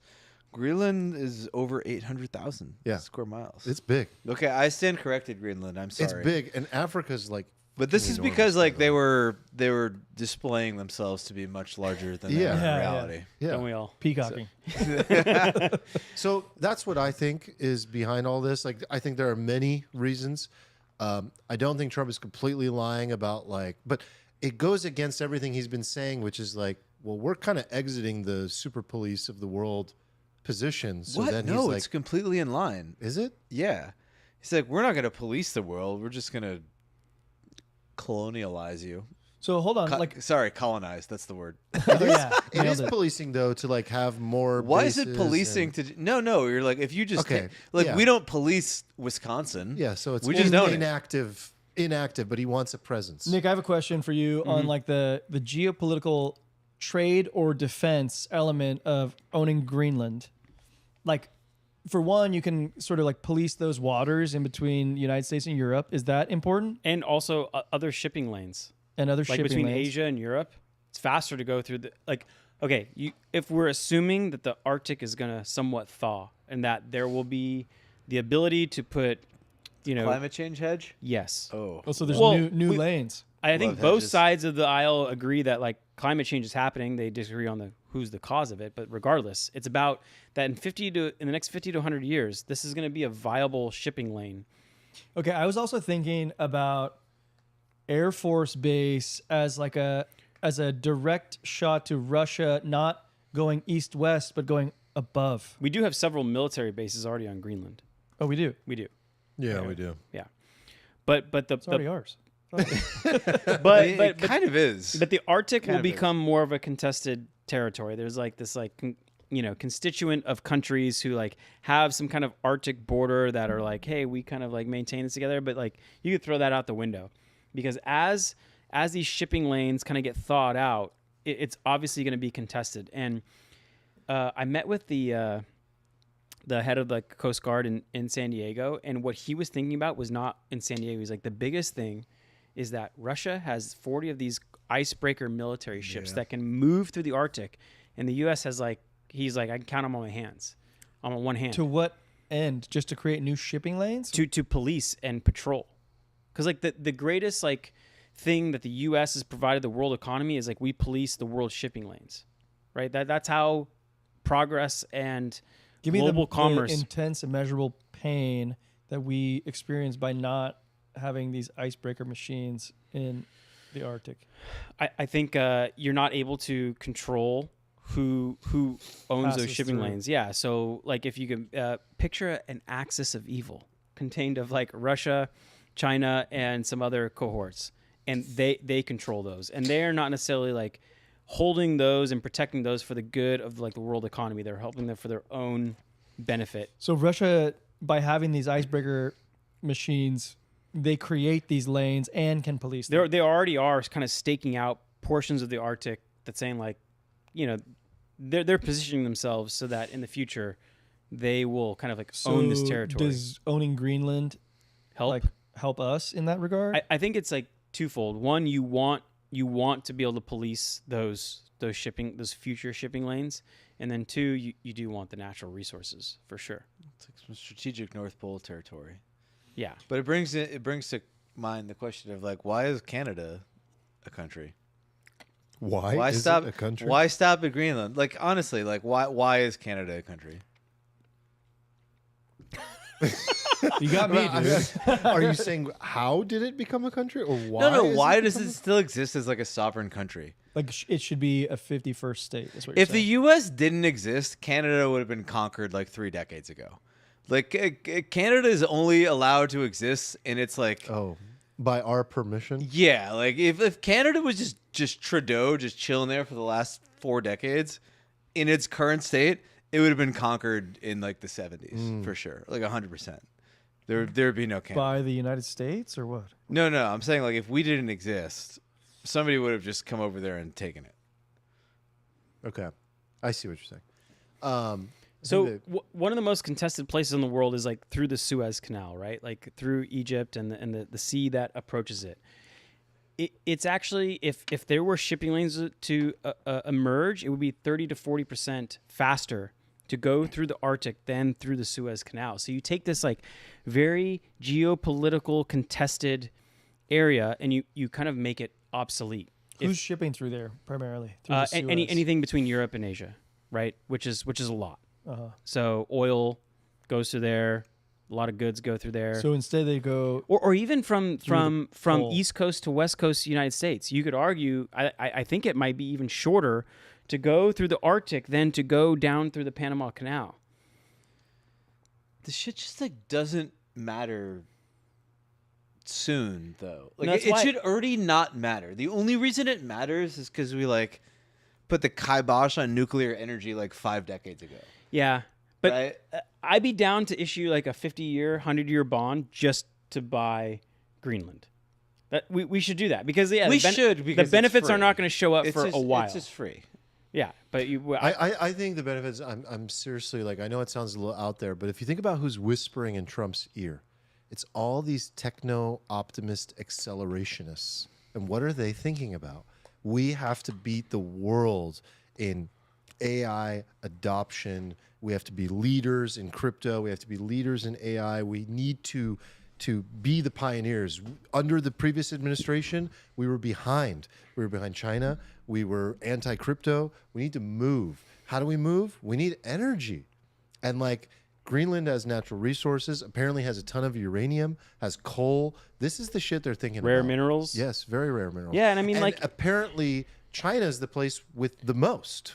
Right. And Greenland is like the next best option. We're not going to get Chinese rare minerals. Well, we are getting them. Now we wouldn't be reliant on them. We'd have our own great point. resource. I mean, bro- I think that is the more immediate thing in front of us. We're in San Diego, right? Like Greenland has like 50,000 people, 80,000 people. Yeah. It's That's literally like Bankers it's like Hill. Pacific Beach. Yeah, I know. Can you imagine if the I whole know. standing U.S. Army was like, "Oh, I don't know if we can take Pacific Beach," and we're like, "Sir, there's enough energy deposits there to fuel the country for 4 decades. And they're like, yeah, but there's so many frat bros just drinking at the bars. Like, the U.S. military can't take So many Pacific bars. You're Beach. saying we So many shouldn't buy bars, it. sir. We should just take Just it. fucking take it. Like, whatever. We'll give them like a kickback.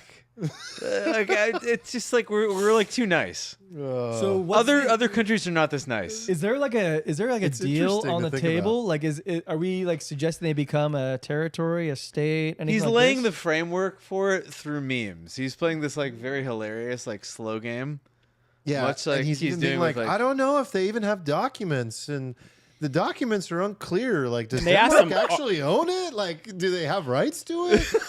Are you considering military It's action? a complete for, art of the deal strategy. He's just like, are saying They asked them for Panama Canal, yeah. Greenland, and Canada. Are you considering military actions? Like Canada, no. said Economic, yes, but the other two, No, the Yeah. question was like, no, he was like, Mr. President, will you declare, will you state that like military action is off the table for securing the Panama Canal? And he's just like, No. no. Yeah. Just no. It's just like, no. Like, I love the directness. I do. it's good negotiating. I mean, it's such good like gamesmanship. It You is don't- good You don't gamesmanship. tell people. Anyway, like, we should 100% buy it. I don't care if we go into Yeah. more debt.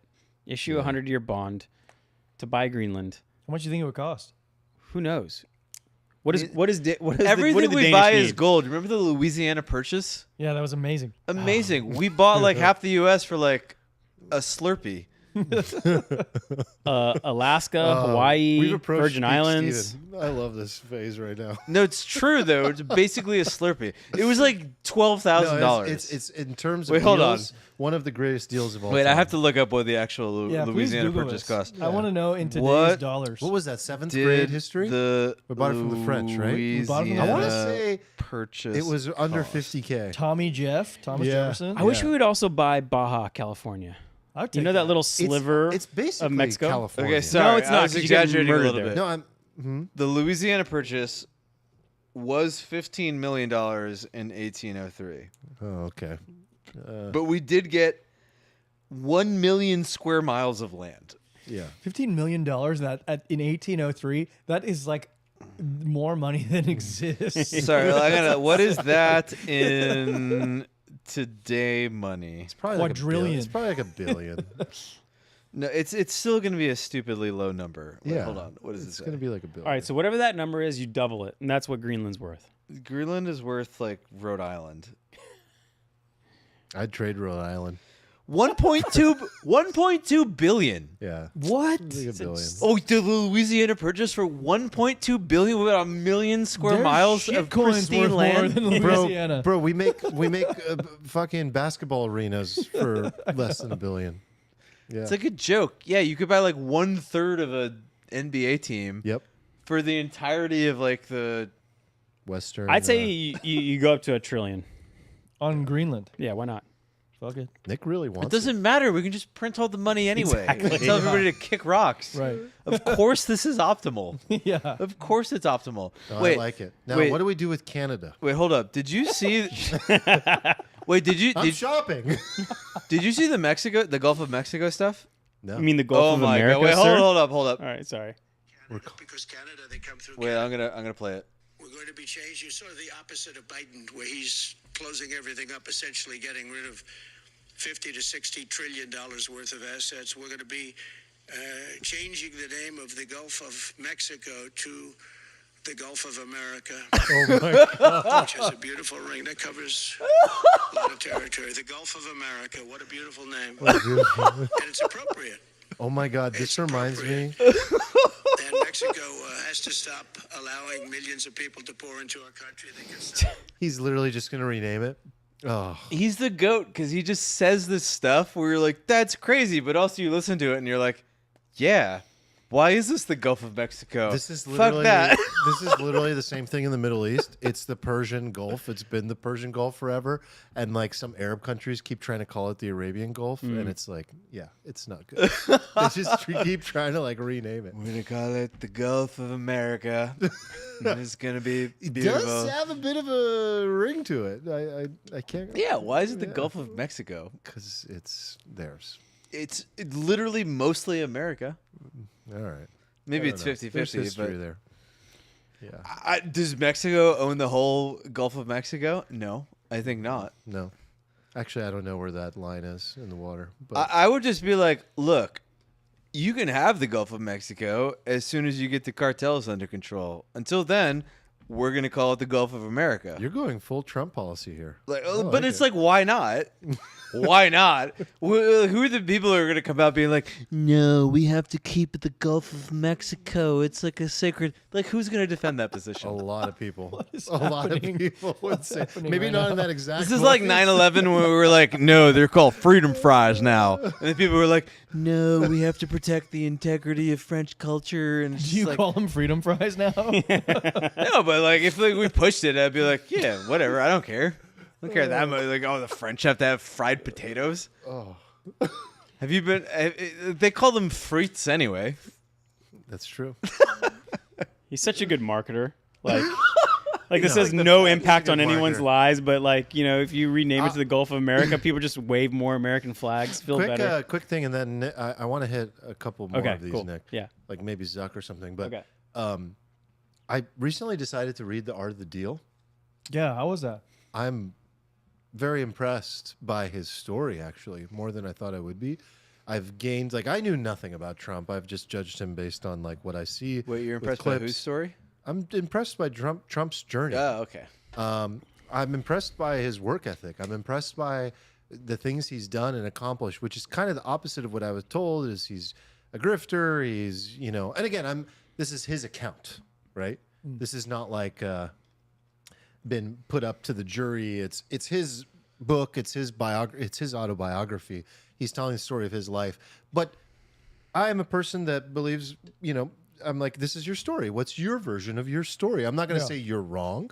I'm not going to say, like, Eric, your version of your life story Okay, is so- false because other people say you've cheated them. So you I'm accept, interested accept in your his story. story. I What- accept his story. What's like interesting about his story? He has interesting negotiation strategies that I've learned a lot from that I am applying to my life and business, and they're actually like useful. I'm learning something Yeah, from he's the pretty guy. killer in terms of And like, his tactics. you know, his I think. story is like, you know, silver spoon, dad did everything. No, his dad was successful, but he decided, you know, when you are a boy in particular, born to a man who has achieved a lot, you have two choices. You can either try to stand on their shoulders, which is extremely difficult to do, and fill their shoes, big shoes to fill, or you go a different path. Trump decided he was going to be bigger and better than his dad. That's not easy. His dad was successful, but his dad was in like low income housing in like Queens and Brooklyn, and it was really interesting. He was very successful at it, but Trump was like, I'm going to build big towers. I'm going to build big, beautiful hotels. I'm going to Manhattan. I'm going to the city. Like he had a big vision. He had a big vision. It was interesting. Again, when I make these statements about Trump, I'm talking about Trump, the human being. I'm talking about human beings. I'm talking about politics.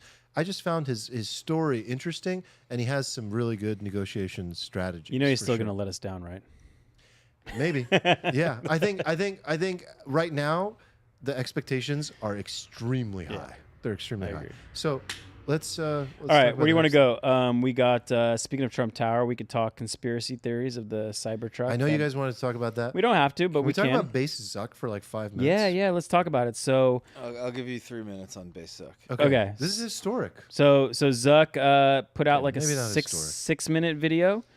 He went full MAGA, in my opinion. But the facts of what he introduced is said that you know, fact checkers have political biases, and he's completely removing the fact checker team inside of Facebook.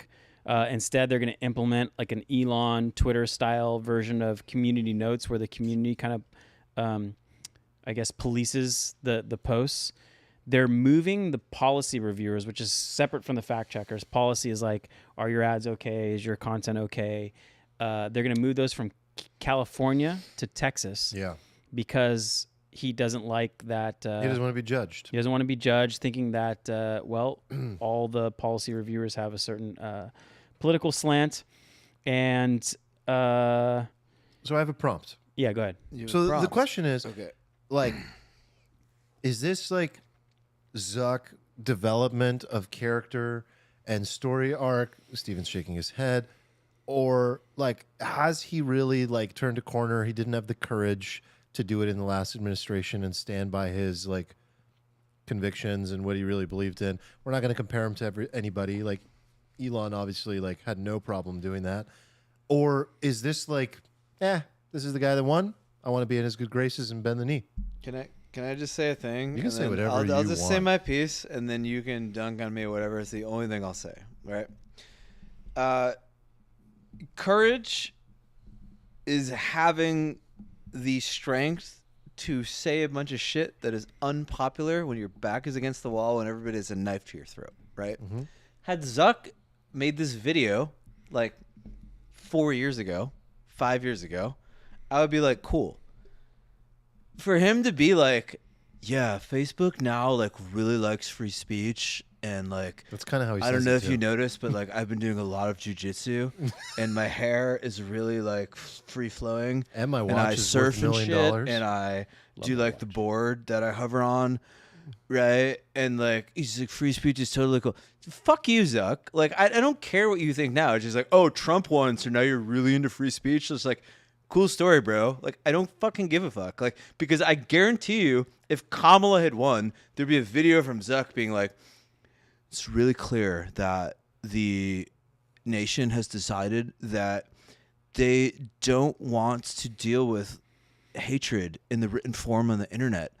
And they want to live in like a kinder, gentler America where they it's just so fucking bullshit. It's just like you'd be saying the same shit. So like I don't care. Everything he's saying is worthless to me. Like he can go fuck himself. Like this would have been useful 4 years ago, and now like I don't care. What about his That's- mea that's culpa my- letter before Trump got elected? He saw where it was Writing was on going the wall. and got Writing ahead of was it, on the wall. He got which ahead is of it. smart. I'm not saying he's not smart. No, he did that intentionally so that this message would actually somewhat. but like, do I land. care about any of this? Like, no, I don't. He put Dana White on his board of directors. Yeah, that was interesting. Took Trump's buddy and was I mean, like, actually, I think that's interesting from a perspective of like Dana White has created a monster. Dana White's badass. Like that's a Absolutely. great person to have on your team. Yeah, I'm curious what you guys think. I'm probably in more in Steven's camp. Like it's like if you felt that way, if it was your personal conviction, I'm 100% certain that if Kamala won, that would not be his message. Okay. But I'm of the position that, like, at the end of the day, he's not an innovator in this arena. He's an innovator as a product creator, as a CEO. Yeah. And this is an area where he realizes he was behind the puck and that he did wrong. And now he's trying to do good. Yeah, he's making- and doing some good is better than not doing He's any making the good. right decision He's now. making the right decision. He's making the And right decision this now. is good because it's a monumentally huge platform that's important in the culture and in the zeitgeist. And that platform making a public message saying we're moving in this direction too is going to expand and open it for everybody else. So if anything, what it's doing is it's saying, hey guys, it's safe now. You can do this too. I hope you do like me. And the fact that he wasn't like, we're calling it this. No, he was like, we're doing what Community Notes is doing. Like, that's what we're doing. And I wonder if, like Steven's definition of courage, right, is like doing it at the time. Like, is that something that's static? Like, is your courage level something that's like static in time, or can it develop? Like, Not only can it develop, but the risk tolerance that some people have and the balls that some people have is highly variable. I mean, you can't compare Elon Musk and Mark Zuckerberg. Like, Mark didn't have it. He doesn't have that. He Doesn't wasn't have going a to ball. risk everything. Yeah. He's the kind of guy that wants to please his shareholders. He was not going to go fight his shareholders and his board. Like, even though he has super control, he doesn't want to fight. He wants to be liked. Nobody wants to be in that position like Elon that's and constantly maybe he getting wants attacked. to build a fucking mega company, which he has. Like, Yeah. Yep. yeah, I mean, I don't really care if he's if he really believes it or not, I think it's just an entrepreneur adapting to his new environment. And that's Yeah. it. Nothing brave here, Yeah. in my humble opinion. But do you think it's a catalyst for more change in this positive direction? Absolutely. It's a catalyst for change in that, like, most people are lemmings. When they see people jumping off the cliff, they just jump off the cliff, and they don't think Well, about sure, the fact but, that they're like- jumping off a cliff. you But like know? Alfalfa Podcast, we called this pendulum swinging back towards the middle Fucking like 5 years ago. like a year ago, and like this is just more evidence of that fact. And this to me is, it's like a good, Yeah. it's a good return to. I would for the love to media. Very see big. the like internal Slack, whatever that is inside of Facebook, just the crying and Oh, yeah. the They're losing it. yeah, they're probably losing their fucking minds. Yeah. I mean, Okay. like, I feel like I'm in a weird position now because we've been ahead of the curve on a lot of stuff, and now, like, all the stuff we, like, advocated for is, like, in power, and now I'm, like, looking at some stuff. I'm looking at Elon doing some things, and I'm like, I don't like it. maybe don't do that.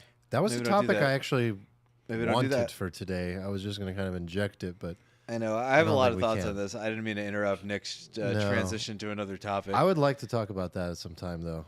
yeah, I'm. The pendulum swinging maybe a little too hard, too far too far. All right, we got time or for too fast. one more. Okay. So we talk honey scam, We'd be so lost without you, Nick. Brian Johnson, or the Cybertruck tinfoil. You guys are excited about the tinfoil. Oh man, I'm excited about honey and tinfoil. Ending on honey feels weird. Is the I feel tinfoil like related we to what could- you were just saying about the pendulum swinging too far? Because I didn't understand not what you were talking. really. Not No, really. no. I didn't understand can what you you were saying. can you give us like your A teaser. No, can you give us your honey and then we go into the tinfoil? Because I know you have the honey on your mind. If we lose it, No, we're not no, gonna- we can lose it. No, It's we're not not that gonna, important. No, No, no. if we we're do going honey, 4 hours. no, if we do honey, the episode's over. no. We'll go honey, then we'll go tinfoil. No, we can't do honey and tinfoil. we can't have a We'll be show here where we for talk like an about hour. topics. Just go. Oh God, Why can't we? we can't like end on honey. It's too no, much. No, of, no, like, a honey business now. Honey now, then tinfoil. We don't- I don't want to lose what Nick has to say about thing. honey. This is why we have 4-hour episodes. So Steven brought up that there was this Honey scam. So if you don't know, Honey is a browser extension that you put in your browser, and as you browse the internet, it'll show you coupons for the stuff that you're about to buy, right? So if you're on a checkout page for, say, ZBiotics, and you're trying to use the code alfalfa, Honey might inject another coupon code, right? And the way Honey makes money is it makes deals with retailers like ZBiotics or like Macy's or any big retailer, and they get affiliate commissions for any sales that they quote unquote drive to there. How big is this business? Oh, it's massive. It got bought for like $4 billion Acquired by PayPal. Oh, it's a PayPal company. Billions. Yeah, it's a PayPal company. billions. Browser And they're extensions. Capital One Shopping has one. There's multiple of these. I'd say Honey and Capital One Yeah, Shopping I are like the, that one. I use that one. are the biggest. So for users, it's kind of great, right? You might It's amazing. you might find better I've coupons, saved thousands of dollars. right? So you think? but for the companies in which you're buying from, it's a complete scam. Like Honey is stealing millions, hundreds of millions of dollars away from advertisers, retailers, however you want to call them. Like in my world, everyone's known Honey is a scam for the last like 10 years. It's called cookie stuffing. We could talk about it in a second. But like if you pay coupon sites to drive sales, that's like one of the dumbest things. You're literally handing money over to someone. So let's imagine a typical use case scenario, right? Let's say as an advertiser, you buy some ads on Facebook. A user sees those ads. They go and search on Google for your brand, try to learn more about you. Maybe they end up clicking your Google search ad that you also pay for, and they click on it, and they're about to buy something. And at the last second, right before they're about to click the buy button, Honey injects a coupon code into it. And so for the user, you might save some money that you didn't already save.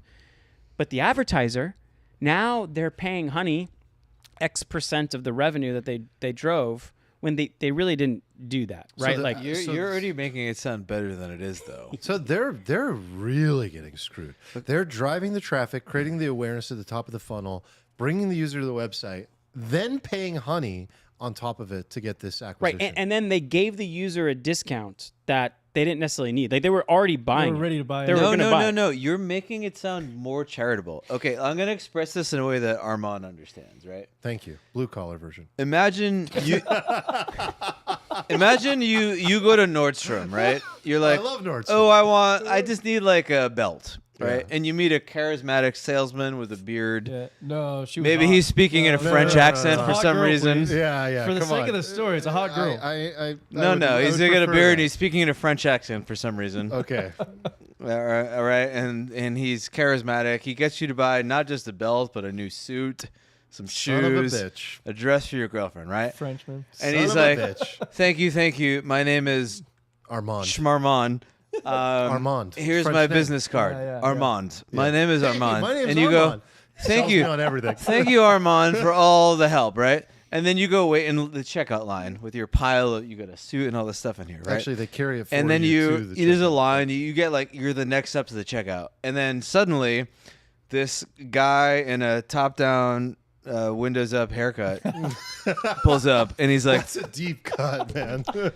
he's like, No. he's like, hey you brother, know. I see you've got a suit, a tie, a belt, and some girl shoes there. He's like, if you like, I could check if there are some discounts available for that. And you're like, By all means. you're like, absolutely. And then he goes, 1 second, I'm gonna go to the back room. And then he comes back with his business card. He's like, sorry, I didn't find anything for you. And he's like, pat you on the back, and he's like, have a nice day. And he hands his business card to the cashier as you go and check out.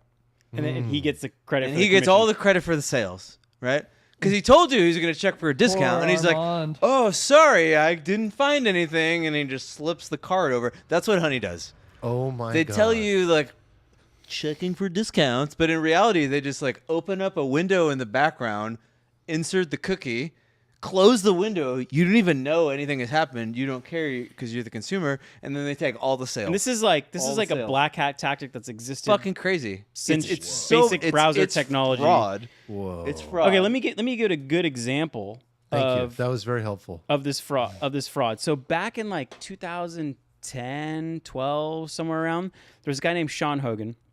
Okay, he lived in San Diego. And back then there was a bunch of sites and you'd put little widgets on your site. He created a widget called like Geo Visitors, and all it would do is like you'd put a little widget on your website and it would show you all the different locations that visitors were coming from. So it was a little map, whatever. And what he did is every time you clicked on that map, he dropped a little eBay cookie for his affiliate commission. Okay, so That's anything you buy on eBay. yeah, and he gets- typically a cookie has like a 30-day length.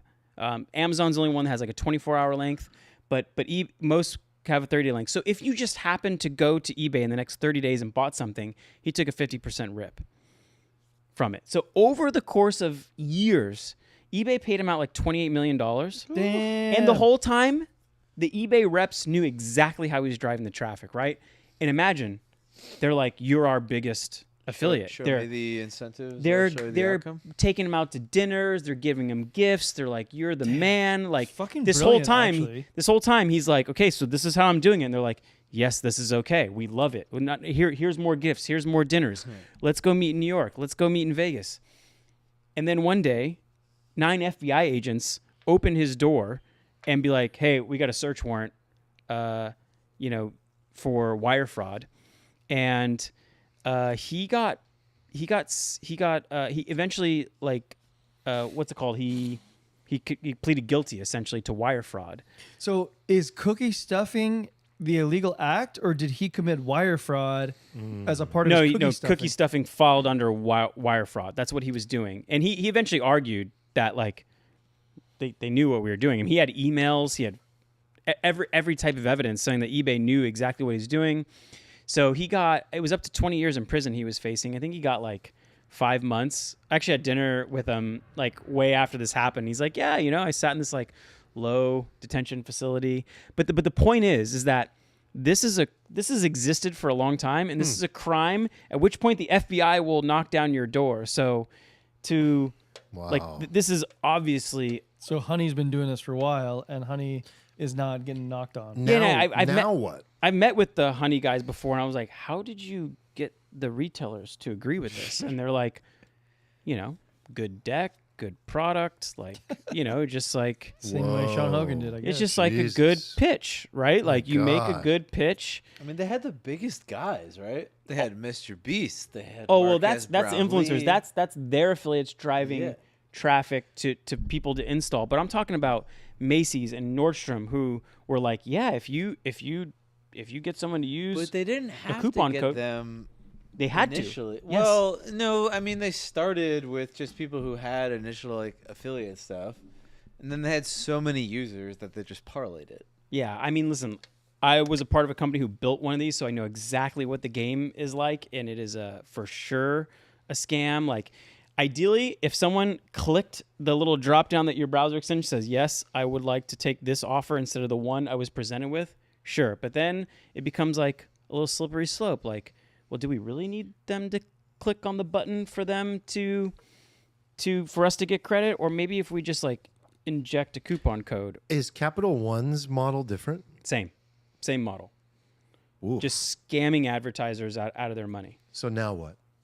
I mean, nothing happens. Like the reality is that these advertisers who are paying Capital One money and PayPal money for affiliate commissions are just handing them free money, and they need So to it's like. just an expose of something that's been a thing. I've for a been pitched long this time. for all of our e-commerce companies. I just take sometimes a call to laugh at them. Like, are you kidding me? Like, But Sean Hogan went to jail or prison or whatever, and Honey's not getting Yeah. anything. Well, No. there's a class action suit now. It's funny because there's another YouTuber filing. There's a legal YouTuber called Legal Eagle who has like a pretty big following, and he's a lawyer, and he's like jumped on this, and he's like, I'm filing a class action, and he's like suing everything. So it'll be interesting to see if it amounts to anything. But like Honey already won because like Honey was basically like these kind of internet guys pushing the boundaries, but like they exited to PayPal, right? $4 They billion. probably They're made a happy. They're fuck ton of gone. money. They're- They're good. yeah. Now PayPal was holding the bag Yeah.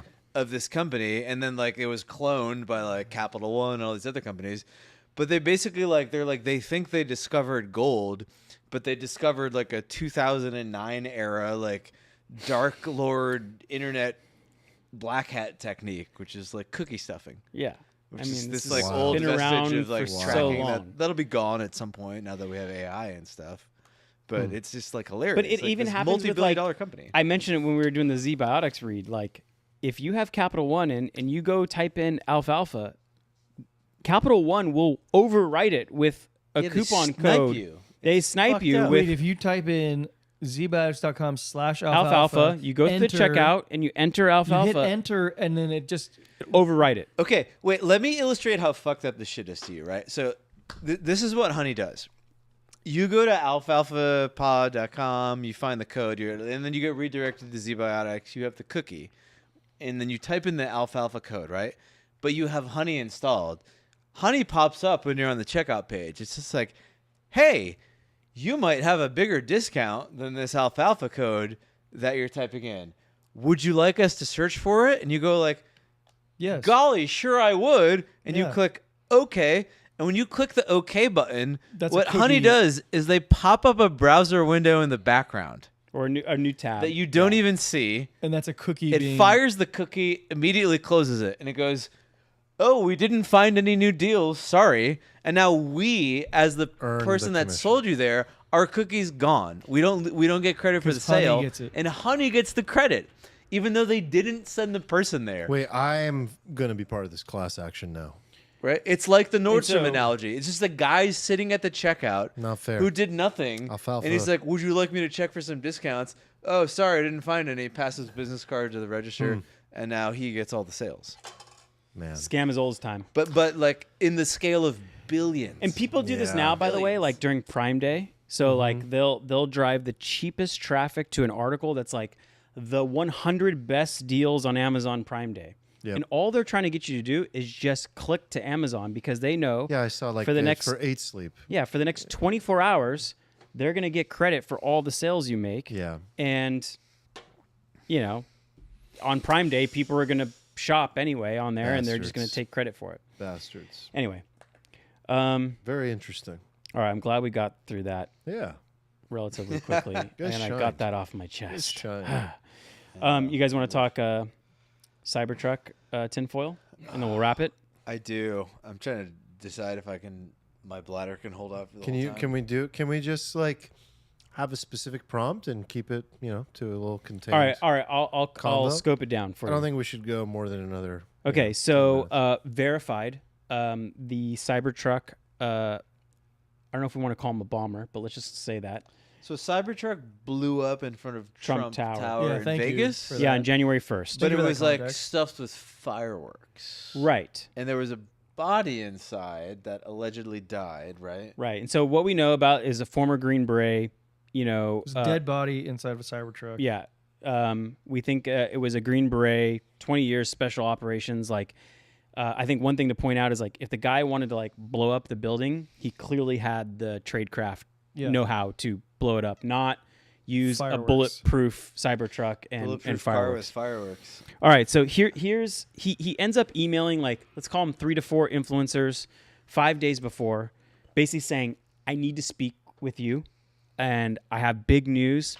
It'll change the face of humanity, and I need to talk before December 31st because I'm leaving January 1st. Leaving Okay, and I'll get to Going to the realm. Mexico. leaving the physical No, realm. he specifically said he was going to Mexico. Okay. yeah. And I So don't think that was a euphemism for I'm gonna murk myself. no. 40 virgins in the afterlife. So I'll get to the two things he claims. He says, what we have been seeing with quote-unquote drones is the operational use of graphitic propulsion systems powered by aircraft by most recently China in the East Coast, but throughout history, the U.S. Only we in China have this capability. Our OPSEN location for this activity is in the box below. He gave like coordinates which point to Area 51.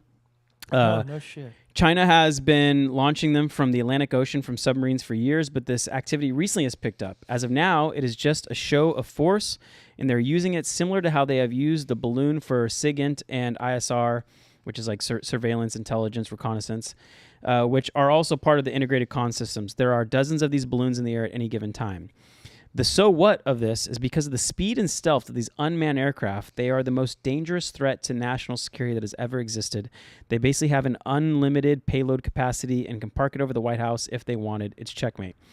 The U.S. government needs to give the history of this, how we are employing it, weaponizing it, how China is employing them, and what the way forward is. China is poised to attack anywhere in the East Coast. Okay.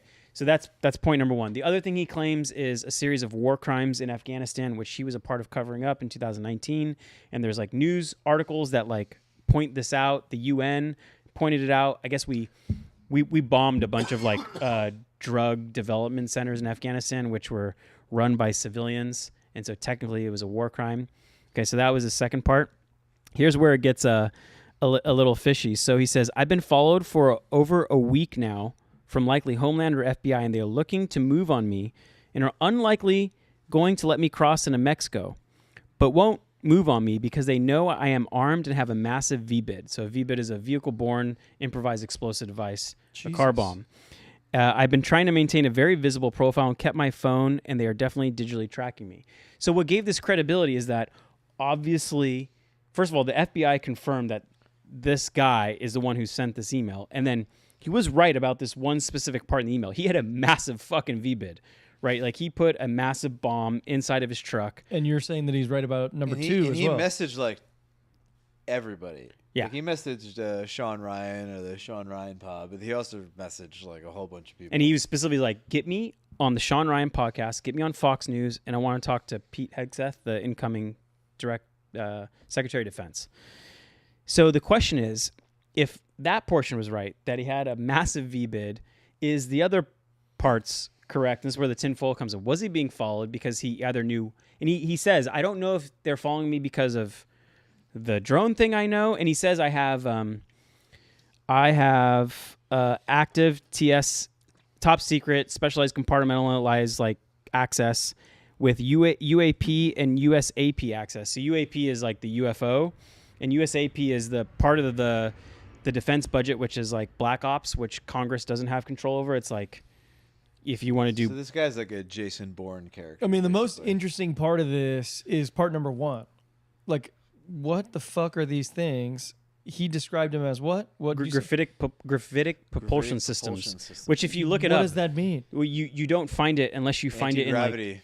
Okay, Yes. what does that mean? It's like the Star Trek shit, right? Where the spacecraft is like not boosted by fuel, but they use like The- antimatter to. But you know how like magnets repel? Yeah. They do that. You know how gravity pulls you to Earth? Yeah. It's like magnets, except with gravity. So the way gravity pulls you to Earth, you harness that in reverse to push yourself away. So It's like sci-fi. I mean, there are things that are weird about this email, but like the point is like he was correct that he was using the VBIT as definitely like had a bomb. yeah. Yeah, for sure had a bomb. He for sure had a bomb. It sounds like number 2 might be correct. Yeah, the number 2, there's like several news reports. The UN even like said this is a war crime, and then we kind of like swept it under the rug. So this is all just sort of edifying whether or not number 1 is correct because it's the most interesting one. yes, Number 1 is crazy, yes, and but it might be The real. gravitic stuff. Yeah. Yeah, Number and one the- is number 1 is fucking crazy. that's the one I was like, what? And then people have been seeing these things rise out of the water, so for them to be launched from Ties in with submarines, it ties in with the New Jersey drone shit, right? Like there's all this stuff happening in the world, and you're tying it all together. And I was you're going like, to ask if is huh. this the Jersey drones? Yeah. yes, that's what he's yeah, saying. Yeah, Yeah. no, Yeah. he's sort Specifically of And all referencing the that. like Air Force sightings in San Diego. There's been and- a lot of stuff going on. And he's saying a it's lot of things happening. it's this. So yeah, I mean it's an interesting tinfoil pull. This is like one of the best tinfoils of all time. Yeah, Like, I mean the question is like For why? me, I find this interesting for some reason. This is so tinfoily because what is the alternate explanation, right? It's just like, oh, this Green Beret didn't like Trump, so he parked a bulletproof car in front of Trump Tower and blew it up with fireworks, killing himself, knowing that he was detonating a bulletproof car with fireworks, Well, in spite of the fact that he's a fucking Green Let's Beret. take the other side. When I first saw it, I was like, oh, maybe this is like an anti-Trump person who's just trying to make like for whatever they're that crazed that they want to make a statement that you take a car that Elon built and blew it up in front of Right. Trump Tower. Right, they don't want to that's- kill that's- anyone. that's the They didn't want to kill narrative. anyone, but it's just like it looks. Why bad. why kill yourself? I don't know, like that. Why that part, send these emails? Yeah, but and the emails make it And that, then that kill wiped it yourself. completely different. Like I right when I mean, saw this released, we're I talking watched about like Well, it's the hard to podcast. take the other side. talking on about this. what's more believable, that or we have anti-gravity machines. All right, so come on. here's what's funny, and this is where he goes in the podcast, and you could look up the Sean Ryan show and watch it. It's like a 45-minute-hour podcast where he talks to someone else that the guy sent the email to. But the chief of staff of the Army, their public affairs officer, reached out to them almost immediately, being like, "Hey, we want to talk to you." And Sean Ryan's like, you know, he's been an ex-Navy SEAL, ex-CIA military contractor, and he's Go America, but he is one of the least trustful of the U.S. government. He's like, I don't want to talk to this fucking guy. They're PR people, right? They protect the command, Right. not actually give you answers. He's like, between you and me, you know, the DNA of that guy and the DNA of his son didn't match. So maybe we think, you know, he found out that his son wasn't his and went kind of crazy. And Sean Ryan, as he's going through this, is like, what, between you and me? And then a day later, it shows up in the New York Times. He's like, well, first of all, it wasn't between you and me. And then you were already giving an angle Yeah. that explains Wow. this. So You weird. know. Probably random. Probably nothing. Yeah, Probably weird. You know what else is weird? Do you know Tim Kennedy? He's constantly on like the Rogan show. He's like one of those kind of like military fucking epic David Goggins type guys, except Okay. he's like way more military than David Goggins. Okay. And he's like badass, like sniper, like just crazy dude, right?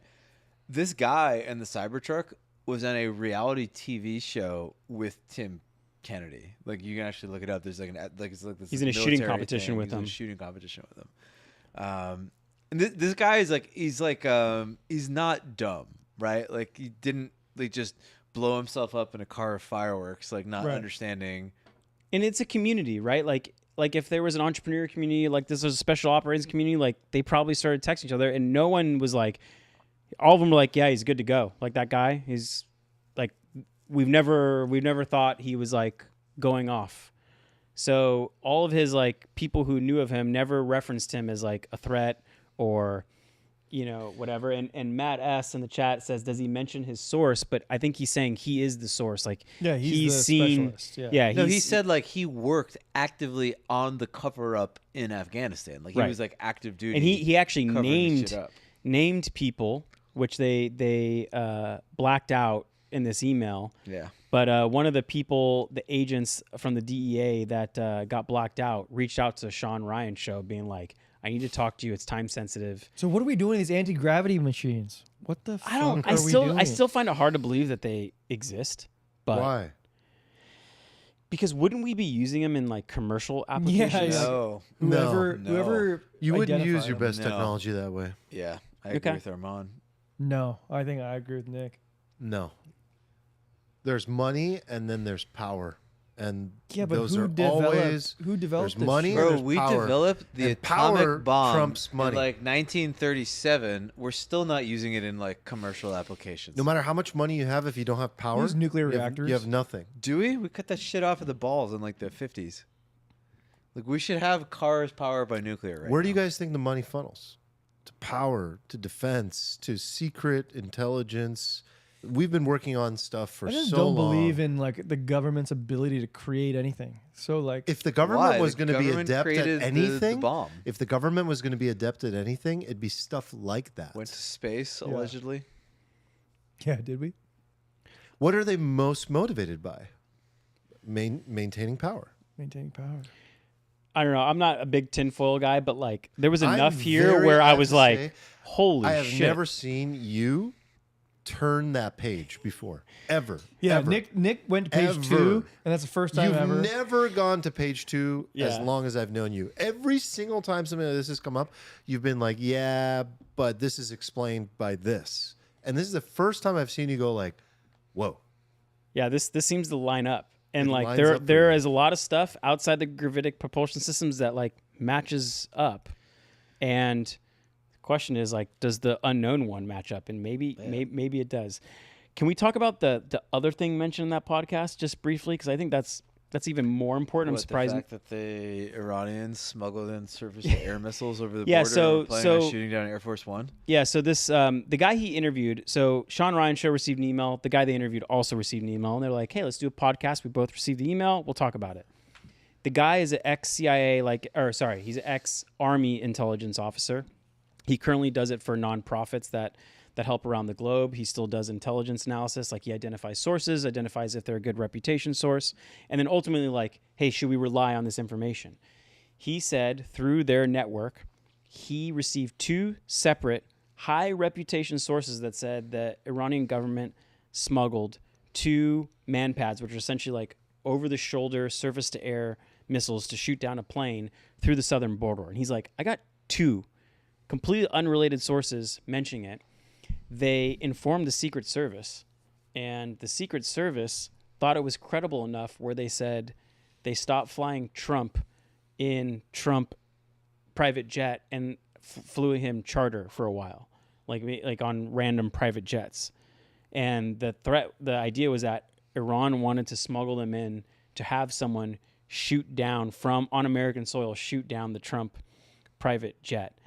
And like it unfurls just this like bigger topic that we talked about like a year ago, that like there is a YouTube video for any country that hates America on how to get military aged males into the country, and it's not that hard, and they're obviously using it.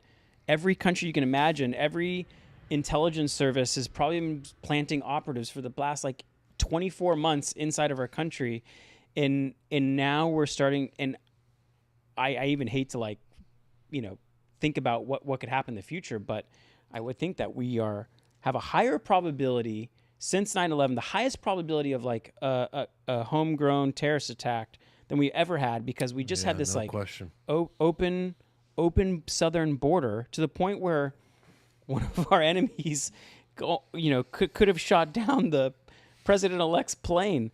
I mean, how expensive is one of those surface-to-air missile launchers? That's got to be pretty fucking cheap.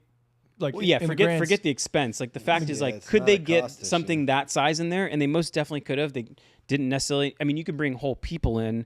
Those people could be carrying those. They could be carrying in parts, not even the whole thing, and assemble it yeah, I just think it must be just like that's such a big threat for something that's like it's so viable. And if you see for the any videos where they random kind of person to line do. up the people they catch, it's not all South American ethnicities. Like you see ethnicities of all types in Yeah, that line. all around the world. Yeah, so I think we're going to pay the price of that over the next handful of years. And there are some countries that are patient enough to play the long game and just let them sit there and then strike at the right time. I mean, there's no and- way to eliminate the risk because we've done episodes on how beneficial immigration is and can be. That's not without risk either. If you like siphon for the best and brightest that you actually desire, you still But you're still talking about legal integration, right? Why? Yes. Why is it not without risk? because anybody can have a alternate agenda Become- than what they're describing to you. but a lot harder, right? Than like literally an So like a open spy. border. a spy or somebody turns or whatever. Like at no point are you without the risk. Sure. And those exist, No, but it's of course easier to not. follow those people, right?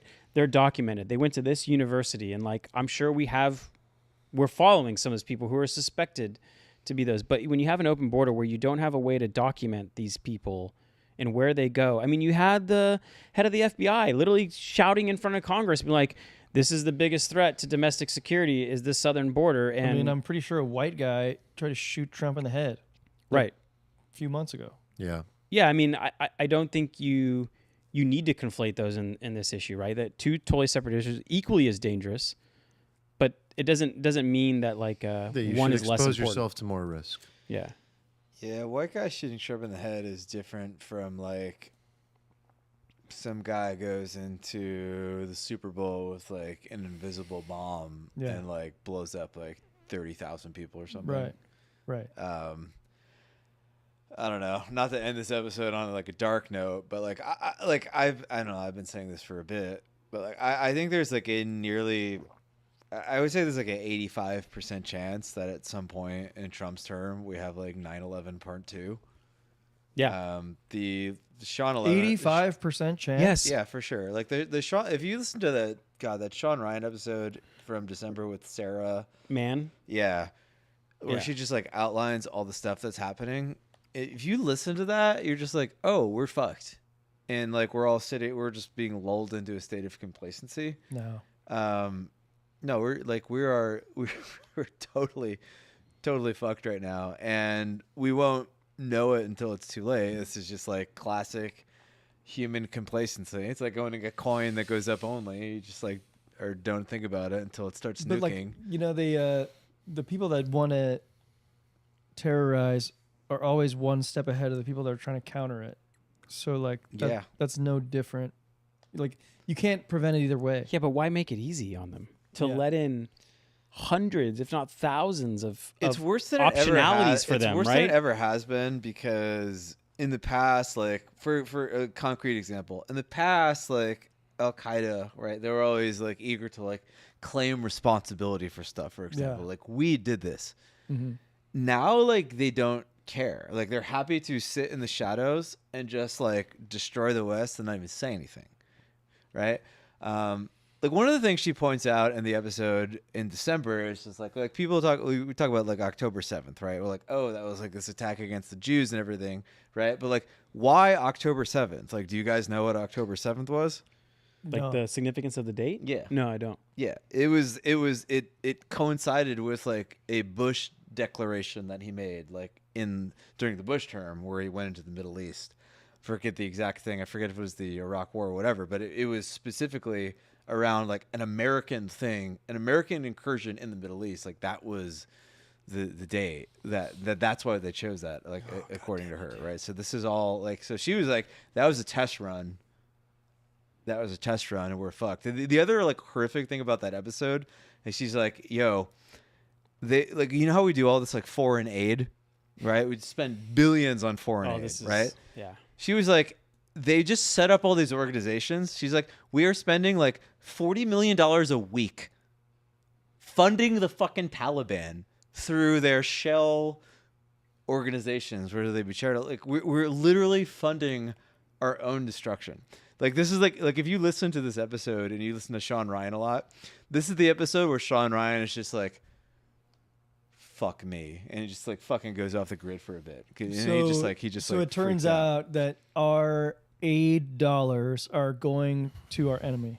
Yeah, not just our enemy, but like we're literally just funding. We're just straight Funding up terrorism. terrorists. Giving We're them straight up money funding for terrorists. weaponry, probably. Yes, and we have our heads so far up our own ass right now. Like things are good in the country. The government has so much bloat. People are rich. We're fighting all these like weird culture wars about like who could go into what fucking bathroom and shit. Yeah. And then these people still hate us. They're unified. Like we were taught that like, oh, the Shiites and the Sunnis, they're like fighting each other and like that. No, they've like actually they're like brokering fucking deals and shit in the Middle East and everything. So you see, then you see a war. Like you see a massive war coming. It's Because not even like a war so much. It's just like I think we're gonna get hit. And I if we think get a bad things 9/11, are we're gonna going to happen. war. With But like who? against who? That's the problem. Like war now is like you're not fighting a country and you're not fighting tanks, you're fighting fucking drones and like invisible bombs and And, like like, this like network war. Infighting Across, with, like, infighting various- with people within our Yeah. own borders. Yeah, it's like it's not good. It's not good. Like it's very easy. It's very easy in the old days where some country just bombs you and you just go bomb them. And it'll it's- become this like insidious thing where like we obviously had a little bit of we're swaying towards like the nationalism now, right? Like, hey, let's cut off illegal immigration. But I think it could cause like the pendulum to swing in like the kind of wrong portion of nationalism where we don't want any immigration. Yeah, yeah. And it and then will. it's this like It will. virus that like infects It will, American because culture. it'll be the reaction to security Right. that's necessary for people. Yeah. Yeah, it will. It will. Yeah, I don't know. I mean, I think that the thing that America always maintains, though, is like, well, first of all, when you're top dog and your economy's thriving and you have the biggest military in the world, people are always going to come after number one. At the same time, the risk on the other side is so extreme. Like, yes, it's more difficult to pinpoint like who is the perp and who do we go after. But the risk of doing anything beyond a small scale grievance, crime, blowing up a small area, anything like that. Like, of course, this is terrifying. But alarmists are always going to be alarmists, and they're always going to sound like they're right, because it's easy to just shoot those shots and talk about, like, look at this and look at this and look at what this inevitably leads to. It's very easy to do. I think that at the end of the day, like, taking a shot against America at that scale comes with such severe consequences that I don't think, especially after 9/11, Okay, like, here's anyone has the why I balls to do disagree. anything. They did this. Bin Laden did this 9/11, and you're like, okay, you woke up America. What did we do? We spent $8 trillion fucking dollars taking back Afghanistan and Iraq, and we just give it back Just to give and it just, away. Just left, and then we just spent $8 trillion, right? So I'm But like very I- skeptical of this, like waking up the beast. But I wonder argument, who Trump. Let's say this did happen. God forbid it doesn't. Like, but who would he point the gun at? And I think he would authorize like direct action on cartels inside of Mexico, because like you could be like, okay, well, these cartels were the people who were running kind of the system and taking money for getting people across the border. It was almost like a newfound money stream for them. And I think he would be like, maybe. No, Who we're gonna knows? go way, and dude. murder That's a them. gnarly it's not even. war. It doesn't even matter who he points it at. The point is that people are scared of Trump.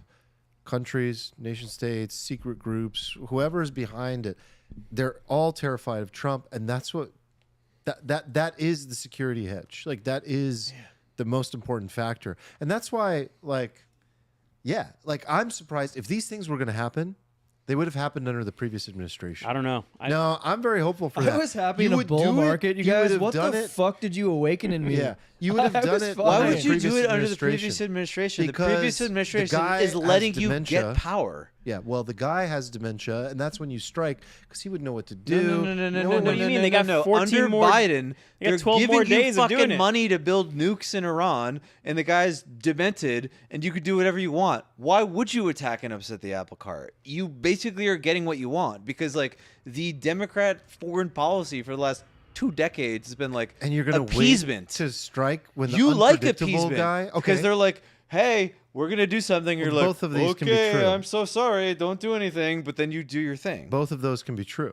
Like, why would you strike when the unpredictable guy steps into office? Because you're finally cornered. You have to do something. Like there's no need. You're not fighting for your survival under Biden. If anything, If waits anything, another 4 years. If anything, striking under Biden like ensures that like a Trump gets elected, right?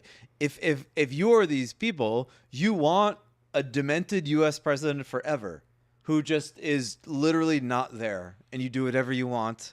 And there's this facade of world order or whatever. All right. But in Well, I feel reality, like you're I've ruling. been watching a horror movie for the last 20 minutes. So All tell right. me something from a Disney movie now to end this episode. Well, I think the snowman is going to last through the summer Oh. because magic, and we're all going to I do believe in the have our snowman. portfolios 10x. Okay, amazing.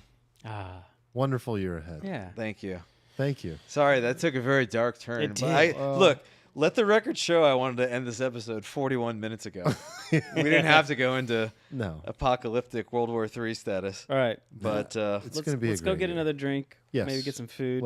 I'm hungry. And for everyone joining us, thanks for joining us on this episode. Happy New Year. a happy and joyous and optimistic new year. Always. Nothing always. bad will happen. Yeah, thanks for everyone in the chat for hanging with us during the pod. If you're just listening, come join us on YouTube. All the links are at alfalfapod.com. And yeah, check Steven's Magic Lines Corner if you like. The link is in the description. Otherwise, we'll see you next week. Love Bye, you guys. long time. Bye. Peace. Thank you.